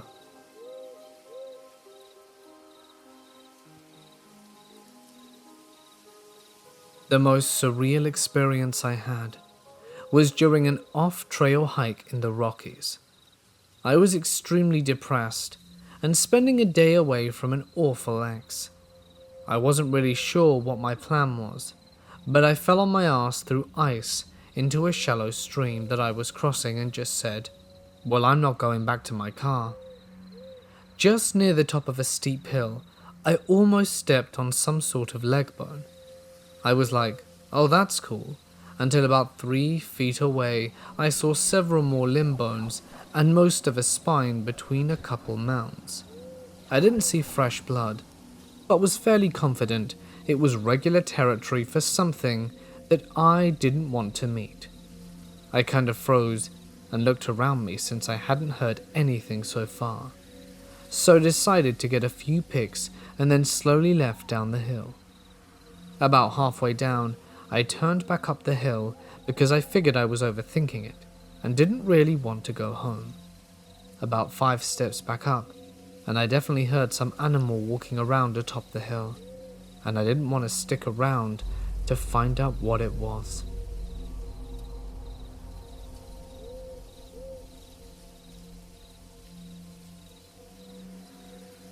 Last August, my husband and I decided to go camping for a few days to celebrate our anniversary. We live in Oregon and prefer to dry camp. If you don't know what that is, essentially it's just going out into the woods, finding a secluded area and setting up camp. We do this specifically to be away from people. This trip, we decided to go somewhere new. We drove across the river into Washington and ended up in Cougar at Merrill Lake. There were a few campgrounds near the lake that weren't too packed, but like I said before, we prefer to be secluded, so we kept driving far past the campground, several miles into the woods. My husband was driving, while I was scouting for a spot that looked promising enough for us to pull over and check out. After driving for over 20 minutes, we decided to pull over into a random spot that was flat enough and allowed us to drive our vehicle slightly off the road. We got out of the car and began scouting the area. It didn't look too promising at first, but we walked down a small hill and found a perfect spot to set up camp. It was a short enough walk that we could move our camping gear from the car, and far enough from the road that we were tucked away and not visible to passers-by. Keep in mind that our car was still visible from the road, so passers-by could obviously tell that there were other people around. Our first night was great, no weirdness. The second day and night, I can't say the same.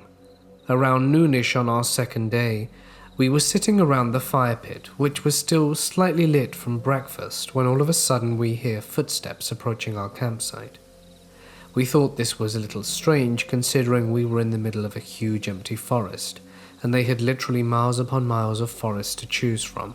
Maybe I'm just antisocial, but I go out into the forest to get away from humans, not to find them. We wait to see who's approaching us, and it's 2 men, probably in their mid to late 20s. They start approaching our site, and my husband acknowledges them and says hello. They say hi to us, but one of the guys made sure to lift his shirt up, revealing a pistol, and had his hand resting on his gun for the entire conversation. They eventually made their way past us, and for whatever reason decided to set up camp probably 30 to 40 yards behind us. At this point I started feeling weird about them, and told my husband that the whole situation seemed really weird. He agreed, but we didn't want to let it ruin our trip, so we spent the rest of the day at the lake, away from the camp. Fast forward to bedtime. Obviously, my husband and I were both having trouble falling asleep. At this point in our lives, we didn't own a gun yet. All that we had was a hatchet and a bowie knife to defend ourselves if need be. We started watching Planet Earth episodes that we had downloaded from Netflix, hoping we could just fall asleep watching. I was drifting in and out of sleep, and at around 10:30 to 11 p.m. I hear footsteps pacing around our campsite. I at first told myself it was an animal, but couldn't figure out what kind. The footsteps seemed heavy, and they seemed to be in two places at once. For example, I would hear shuffling over by the campfire, then I would hear footsteps that seemed to be walking around the tent. I was scared and frozen. My husband is perked up at this point, listening with me. This goes on for almost an hour before I eventually just fell asleep, trying to be as quiet as possible. My husband said he stayed up for another hour or so, but the sounds eventually stopped and he fell asleep. I still have no idea who or what was hanging out at our campsite for so long, or why these dudes decided to camp so close to us in the middle of an empty forest. But we bought a gun pretty quickly after this relaxing weekend away.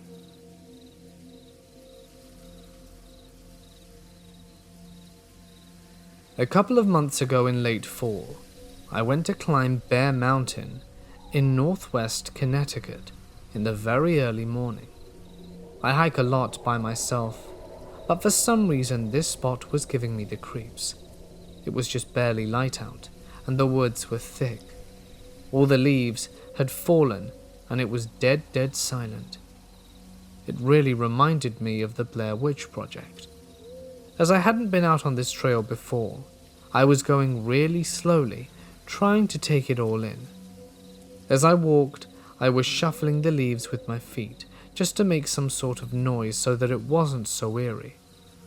That's when I heard what distinctly sounded like a rattlesnake. It made me jump back, but then I got to thinking it was pretty cold and fall, and there are definitely no rattlesnakes on this little mountain. Those things live in the desert. I was just creeped out altogether and figured I was hearing things. I continued with my hike and then went home. It wasn't until a week later that I was reading about the mountain I had climbed. They had a website with a taxonomy section, and that's when I saw it. There were rattlesnakes on that mountain. Even worse, it went on to explain how they can be seen lounging on warm rocks in the summertime, but in fall, they hide under thick layers of fallen leaves to keep warm. The same leaves I was kicking. I got very lucky that day. I was at least an hour walk from my car, and probably another half hour, at the very least, to the nearest hospital.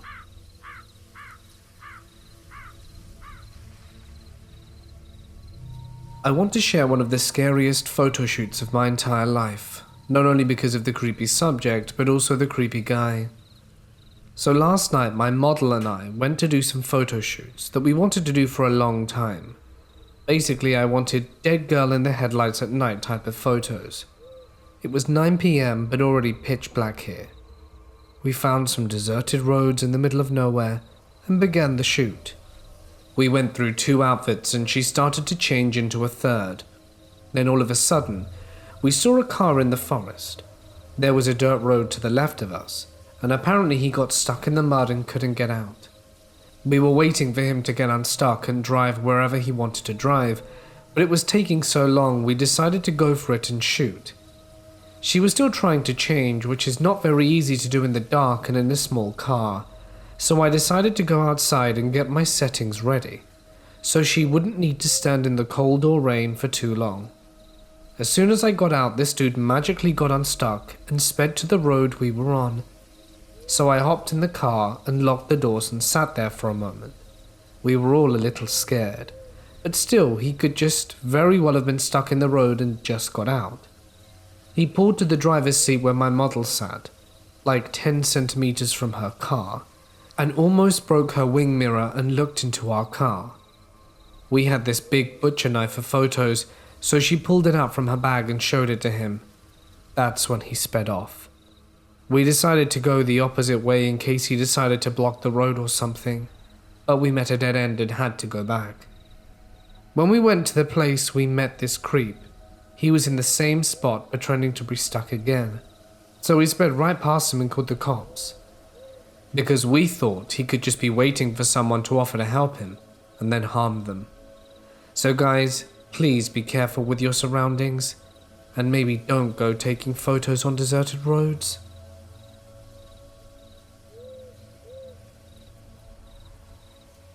From my house, there's a medium-sized field down the road, wrapped with a sidewalk. The field is like a place for soccer games, hikes and various other activities like that. And there's a playground in the corner and trees every so often by the sidewalk. In the back corner of the park was also encompassed by a brick wall, there was a little gate that you could just unlatch and walk through. So I do because I enjoy exploring. It leads to a canal that runs along our freeway. I went here often when I used to live there. I would just escape everybody and sit by the canal and watch the water flowing through, with my dog by my side as we relaxed in the morning sun. I stayed away from the tunnel for the canals. The canal just kind of goes underground for a moment to go under some train tracks, because there were a lot of gang writing there. But that doesn't even play into the creepy part of the story. One day, I decided to walk down the rest of the canal and see if there was anything interesting I could find. Suddenly, my dog decided she was really not fond of the brick walls next to the canal. Now, at this area, the park had ended, and it was now the back of houses that faced the canal with the brick wall behind them. So basically, house to brick wall to canal to freeway is the same. I stare at this house with my dog, and it doesn't like it. Then I look at the ground, as there was something odd there. It's a cat's skeleton. I take a bit of a closer look. It's not just one cat. There are at least 4 to 5, and it looked like they were just chucked over the brick wall from the house. My first thought is obviously this guy is crazy. It was just the most uneasy sight I'd ever come across.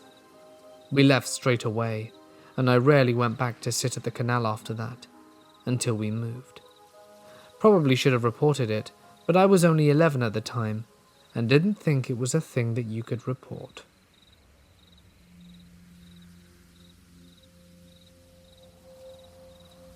I am 24 years old, non-binary, but female presenting, and my sister 22, female, and camping this week at a lake, and came home today, a day earlier.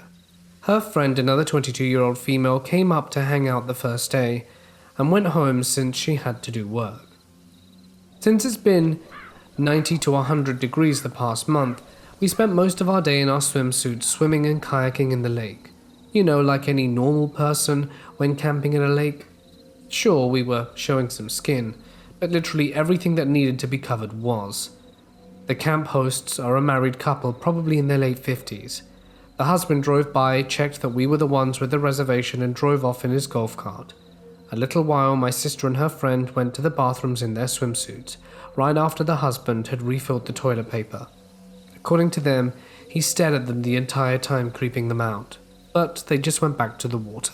Later that evening, the wife gave me our passes and we chatted for a bit, and she seemed normal enough.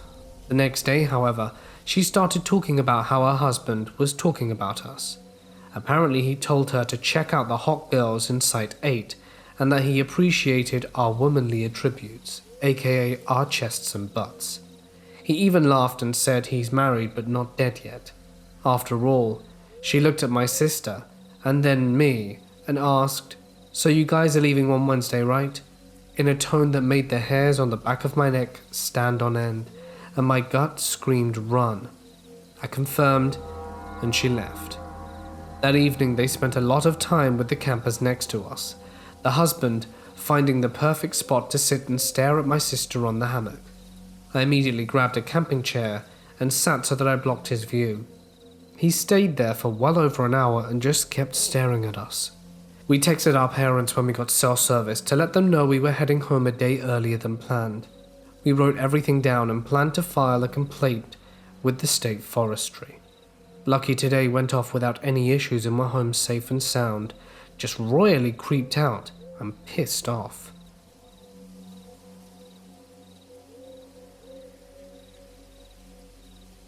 When my partner and I were through hiking the Eastern Continental Trail in Canada, we were at one of the longer, more remote sections. We were about halfway through the hiking section through a curvy tree-covered tunnel, where you can only see about 15 to 30 feet ahead of you at the time. All of a sudden, 15 feet ahead of me is this old, skinny, tall man standing on the side of the trail.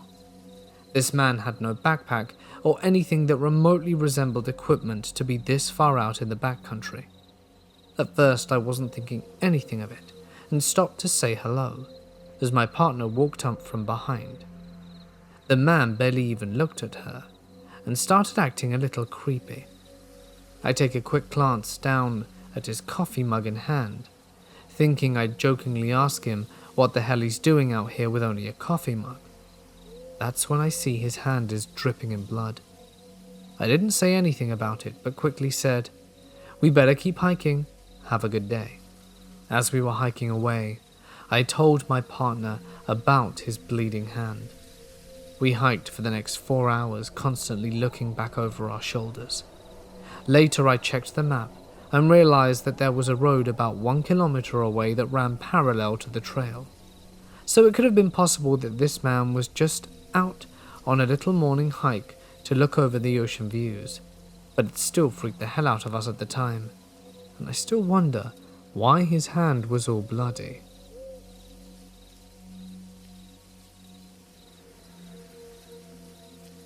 I live in an island where most people live near the coast, but my childhood house is deep in the mountains.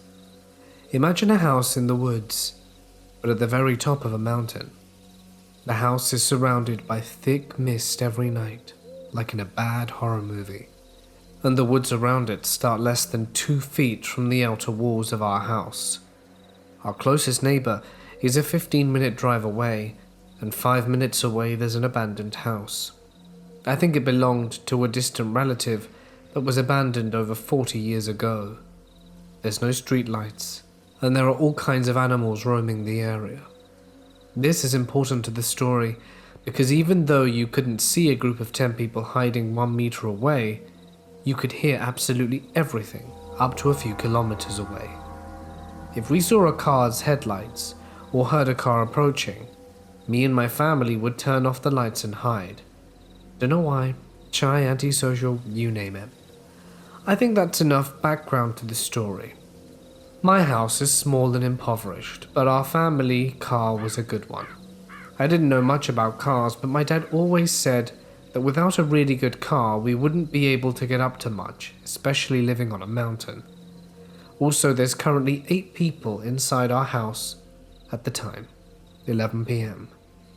So I'm at the dining table enjoying some cereal while I'm watching some anime, having the time of my life. The lights in the house were on, so nothing could be seen in the dark outside. There's a window in front of me that shows the front entrance to the house and the only road, when something grabs my attention, but I can neither see nor hear anything. That's when I thought I noticed a human silhouette outside, but it didn't move, so I just ignore it. It could have just been a trick of the light. I'm watching anime, enjoying my cereal, when I feel something moving at the other side of the window, and this time, the silhouette was waving at me. I felt my heart jump out of my chest and I froze. The person outside waves at me, as if they're trying for nobody else in the house to notice him.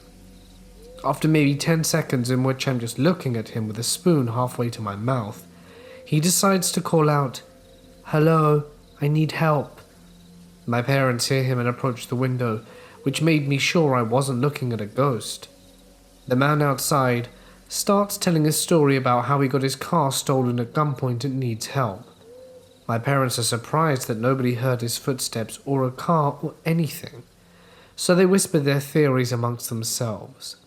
For the mysterious guy's story to be true, he had to have been mugged more than a mile away, get his car stolen, and then walk for half an hour in the dark through the woods following the dim light of our house. My parents still decided to believe him, and they offered to call the police. Our visitor begs to say the stupidest thing he could have. "Don't call the police, I don't have a gun." My parents stay silent for a while.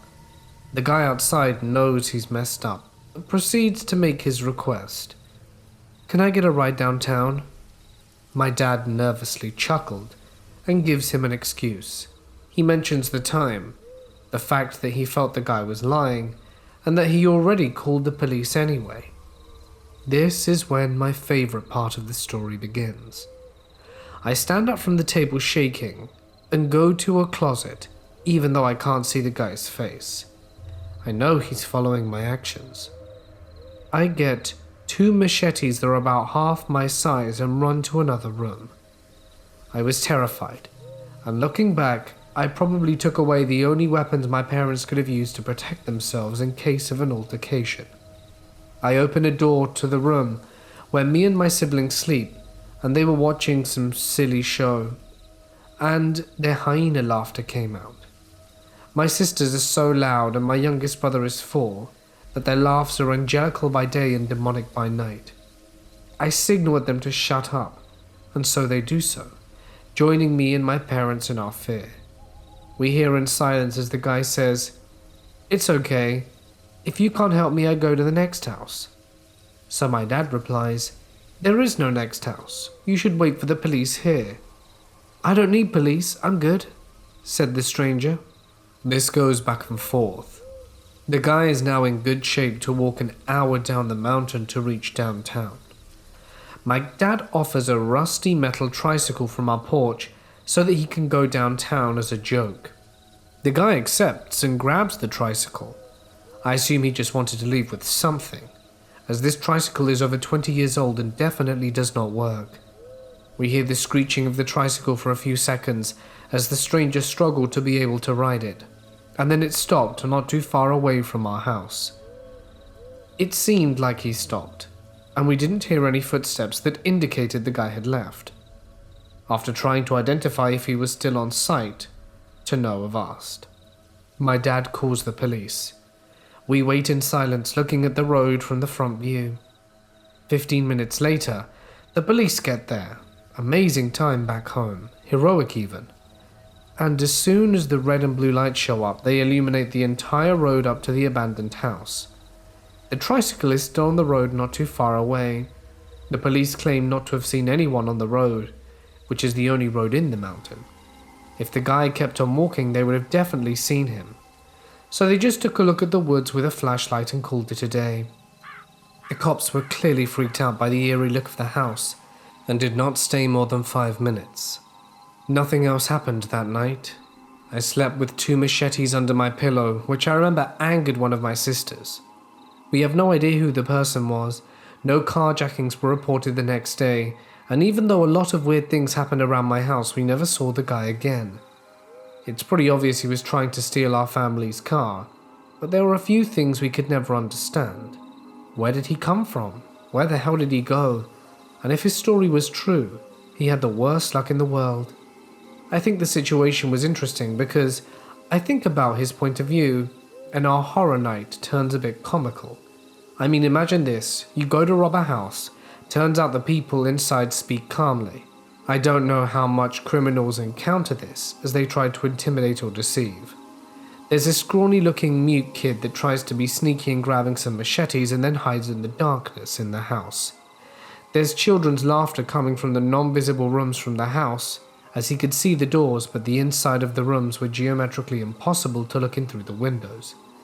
I think we were lucky to out-creep the creep that night. I don't see any other reason for the guy to back out from his plan. The guy clearly had a gun and bad intentions, not to mention his ability to ninja walk through a forest where we even heard wild cats walking around. Also, no neighbors or witnesses to hear anything. You guys have a good night. Remember not to let strangers in. And even though I won't, since I never really saw his face, let's not meet again.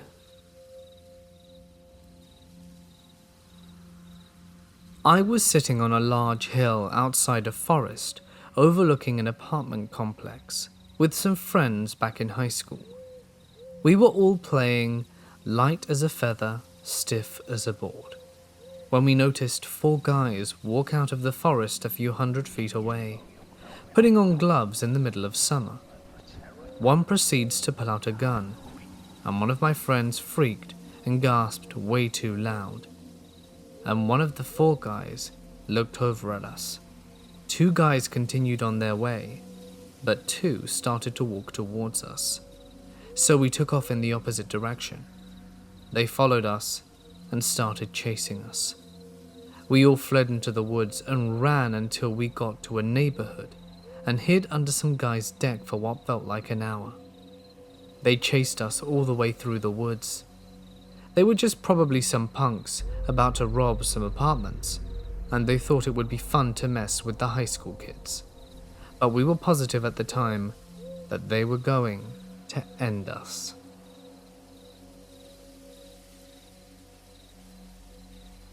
I've shared this story with many of my friends and people that are interested in the unknown. This happened to me and my family back in 2001. I was about 10 years old at the time. We lived in a small rural town pronounced Aladala on the south coast of Australia. This is a quiet town for beachgoers, fishermen, and people on holidays from the city, as well as plenty of retirees. Nothing exciting happens here. It's the same monotonous day to the same life that never changes. We were celebrating my grandmother's birthday at her and my grandfather's house one night. They lived at the backside of the town on a rurally type setting, paddocks, cows, older style homes, with acres of land and lots of bush on a road called Slaughterhouse Road. This is where the local slaughterhouse used to be, hence the name. My grandparents were Italian, so food was in abundance. Parents chatting about how good the seafood was, just your usual Italian birthday celebration. Being so young, late nights seemed distant for my 2 brothers, sister and I, so my mother decided that we could call it a night and head home, as it was 9 p.m. and past our bedtime. As we said our goodbyes, we loaded into the car one by one. I called dibs on the front seat, which I kind of regret. My mother was the last to jump in. In the meantime, I was grabbing the top end of my seatbelt to strap in for the ride home, when I had caught some movement from outside the car window no further than about 8 feet or so away. We were parked in front of the garage, where I saw this thing right where the brickwork ended. It led into the paddocks at the back of the property. I was put into a state of confusion mixed with shock. That's exactly what I was looking at. Humanoid in appearance, this thing crawled on all 4 appendages, slowly moving out of sight. As it crept past the side of the garage, I say it was about 6 feet long, thin and malnourished, with its bones pushing against its skin. The texture of the skin was like polished leather, pale white, grey and slimy in appearance. As it crawled, the shoulder blades protruded up, like when you see a cheetah on the way it walks around. No tail. Its head was just out of view, as it had already passed before I got a glimpse of it. My stomach churned as the hairs stuck from my skin. My first reaction was to turn to my mother for safety and reassurance that my eyes had been deceiving me. And as I turn around for reassurance, I see this furthest thing away from it. Her face was pale, drained of all color and expression. I waited for any sense of normality to return to the situation when she looked me dead in the eyes and said, "Lock the doors." My 2 brothers and sister and I did the same thing, slammed the doors and put the lock down. The car was quickly flung into reverse and we were backing out the driveway like we were recreating a stunt drive from a Hollywood movie. As we turned down the dark, narrow, bush-covered streets to head home, I still needed that reassurance. I asked my mother what that was. She hesitated and just said, "I'm sure it's just a dog. There are a few scrap rods around here. I'm sure it's just one of the guard dogs that gotten loose." I knew what she had seen, but took the most plausible excuse to calm myself down. Years later, as I got older, I revisited that night with my mother and asked her if she remembered that night outside of Grandma's house, and claimed it wasn't a big dog. She looked at me dead in the eyes and said, "No, darling, I told you kids so that you wouldn't be scared. I'm 28 years old and still remember that night like it happened yesterday. I reignite my memory of it every time a friend or new acquaintance asks about scary stories. I smile and say, 'You think that's scary? Wait till you hear this.'"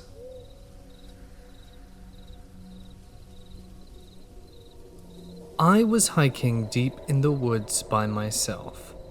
I know it's dumb, but my buddy cancelled on me last moment, and I went anyway. I was with my dog off the popular trail on some small side trails when I noticed this weird guy following me about 300 to 400 yards back.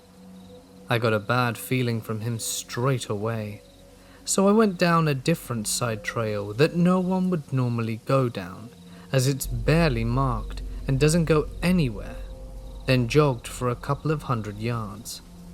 I stopped by a bend in the trail, then ducked behind a tree and took off my pack to get my hatchet out. Well, a few moments later, this same guy comes around the corner, looking around as if he's looking for me. We're about 8 miles from a road at this point, and the guy is wearing a stained jersey, a filthy hoodie, some ratty jeans, and dirty old tennis shoes, not dressed like a backpacker. I step out from behind a tree, hatchet casually at my side in one hand, dog leash in the other.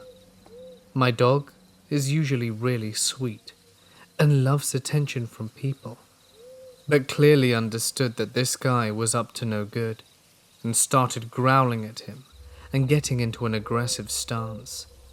At this point, the guy notices me and we lock eyes. He looks really agitated and a bit crazy, and he starts moving towards me. I think he was so messed up on whatever drugs he was on, he hadn't noticed the dog or the hatchet yet. So I let out my dog's leash, moved the hatchet around a bit to draw his attention and say in a loud and commanding voice, "Hey man, you lost or something?" I guess his meth-soaked brain finally started working again, to a degree, because that's when he seemed to notice that there was a very angry dog standing at his feet, giving him a "I dare you" look. He muttered something about trying to find the parking lot, so I gestured with my hatchet and told him, "It's about 8 miles behind you." I could tell he was sizing us up for a few moments and trying to decide if I was worth it. After a really long pause, he just turns around and started slowly walking in the other direction.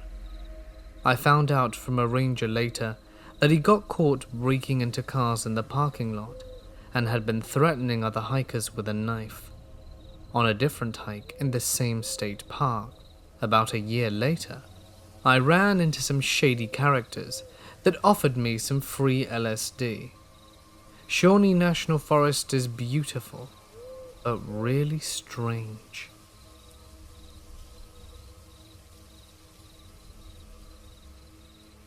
I remember this story as clearly as the day my father told it to me. He's no longer with us. He passed away January 15th, 2019. But he and I spoke about this several times. But the first time he told me is the one that remains. He was what they call a pathfinder in Vietnam, and had the uncanny ability to blend into his environment like a chameleon. He was helping a friend who had gotten a piece of land in the wilds of Alaska for homesteading. He said he observed this creature, this giant, for about 15 minutes. My dad was 5'10", and he estimated this giant to be 15 feet tall. He said it was fair-skinned with a long beard and had bear skins on his chest and shoulders and deer or moose skins on his lower half. He said the giant had very crude shoes of fur as well. What struck me as crazy was the fact that my dad said the giant was whistling. Then it made a deep grunt sound and 2 wolves appeared, and they hunted together like a pack. He said they disappeared soon after getting a nice deer. He couldn't believe what he'd seen. He told his friend, and they went to the local tribal grounds and asked around and found out that many hunters had seen them. They think maybe it was a family, because a few men claimed to see a female about 12 to 13 feet tall and a smaller one with her. It amazed me, and I have researched a lot into different cultures to see if there was giant lore, and it seems that it's mostly in colder climates. In regards to why they're not very often seen, there are very few of them. They are seen every few years or tracks are found, and these are almost always in enormous wilderness areas where there are no people to see them 99% of the time. They don't live near civilized areas the way Bigfoot will, so they are just not frequently spotted by us as a result. It is also likely they're far more intelligent than Bigfoot. Evidence the occasional sightings, with one carrying a sack or basket, footwear, goat-hide clothing, and Stone Age-type weapons. Not all of them are this bright, according to the stories, but they could sure avoid us quite easily, especially with their ability to move large distances and across difficult terrain swiftly.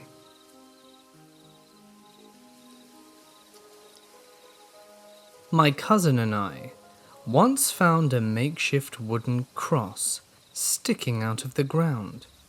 We were creeped out, but wrote it off as just something some kids made and stuck in the ground for laughs. Eventually they began construction in the area and no corpse was found that we knew of. So, yeah.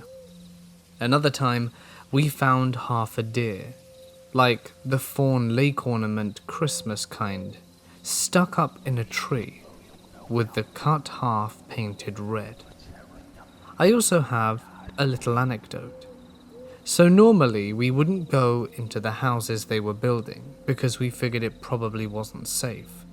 We were kids though, and eventually curiosity got the better of us, and we went in one. It was in the early stages of construction, so basically just a house frame and foundation. We hung around there for a bit and realized there was nothing fun about half-built houses, so we headed home. About 2 hours after we got home, which was really my grandma's house, we hear sirens, and we look out and see fire trucks heading into the woods. The fire department made sure no one went into the woods, and there was a small crowd of neighbors formed by the entrance. We asked around a bit, and one of the firemen told us that a house had burnt down. Turns out it was the house that we had been in not 3 hours ago. A couple of days later on the local news, there was a story about a serial arsonist who was protesting the construction in the local woods by burning down houses.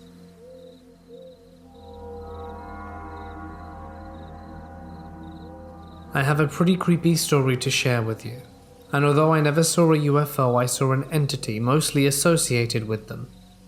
I grew up in the USSR, in now northern Belarus, until I was 13. 37 years ago, my mother and I saw an entity outside looking at us through the window. It was hairless, pale white, huge bulging black eyes, and it had teeth that were very small, very well spaced. It was skinny and pointed, almost like an anglerfish. We hid for hours until we heard my father drive towards the house. We both looked out the window to see the being standing up from behind a wall. It was much taller than a human, hiding behind that wall, and I believe it was waiting for us to come out. My father came up the driveway. We saw the silhouette of its body from the back. It was hunched over, staring at the car. My father saw in the headlights what it looked like perfectly. He drove at it and it ran into the brush around the house. It never made a sound. It seemed smart and cautious, and the overwhelming feeling I got that night was that it was vicious and violent. My parents spoke with police and were so horrified about the encounter and after speaking with them or KGB, we were relocated and forced to never speak of the event to anyone ever again. Within 30 hours, I was living in a new home nearly 100 kilometers away. I've searched for so many years for an explanation. I've spoken with government officials in Belarus. I have interviewed with people who lived near our home about 10 years ago, yet I have no answers. If people might speak with me via messages, feel free. I seriously want to get to the bottom of this. My dad once told me about something he saw in the woods near Bethlehem. He grew up there, and there's this wooded area up in a hilly suburb of the town that he and his high school buddies used to mess around in when he was a teen. He told me that at one point he and a buddy, during the day, went exploring in the woods and found what looked like a really weird camp up there with this hole-in-the-ground-like cave. The camp was rough, but I think he mentioned a rock pile that could have been a fire pit. Apparently he and his buddies were exploring the area when he heard scuttling sounds from the cave and turned to see something super pale and humanoid looking at him from further up inside. Like a bald mutant albino is about how he described it. He and the other dude ran their asses off back to my dad's place and never went up there again from what he told me. My dad's mom didn't like the place where my dad had seen whatever that was, but I'm not sure if she knew what my dad had actually seen. As a kid, she always told me to keep away from that particular patch of woods. Now, those woods are just loaded with junkies perhaps, but were they trying to make something up to scare me from going there? I doubt it. I used to live on a large property with a lake, 29 acres of land and heavily forested.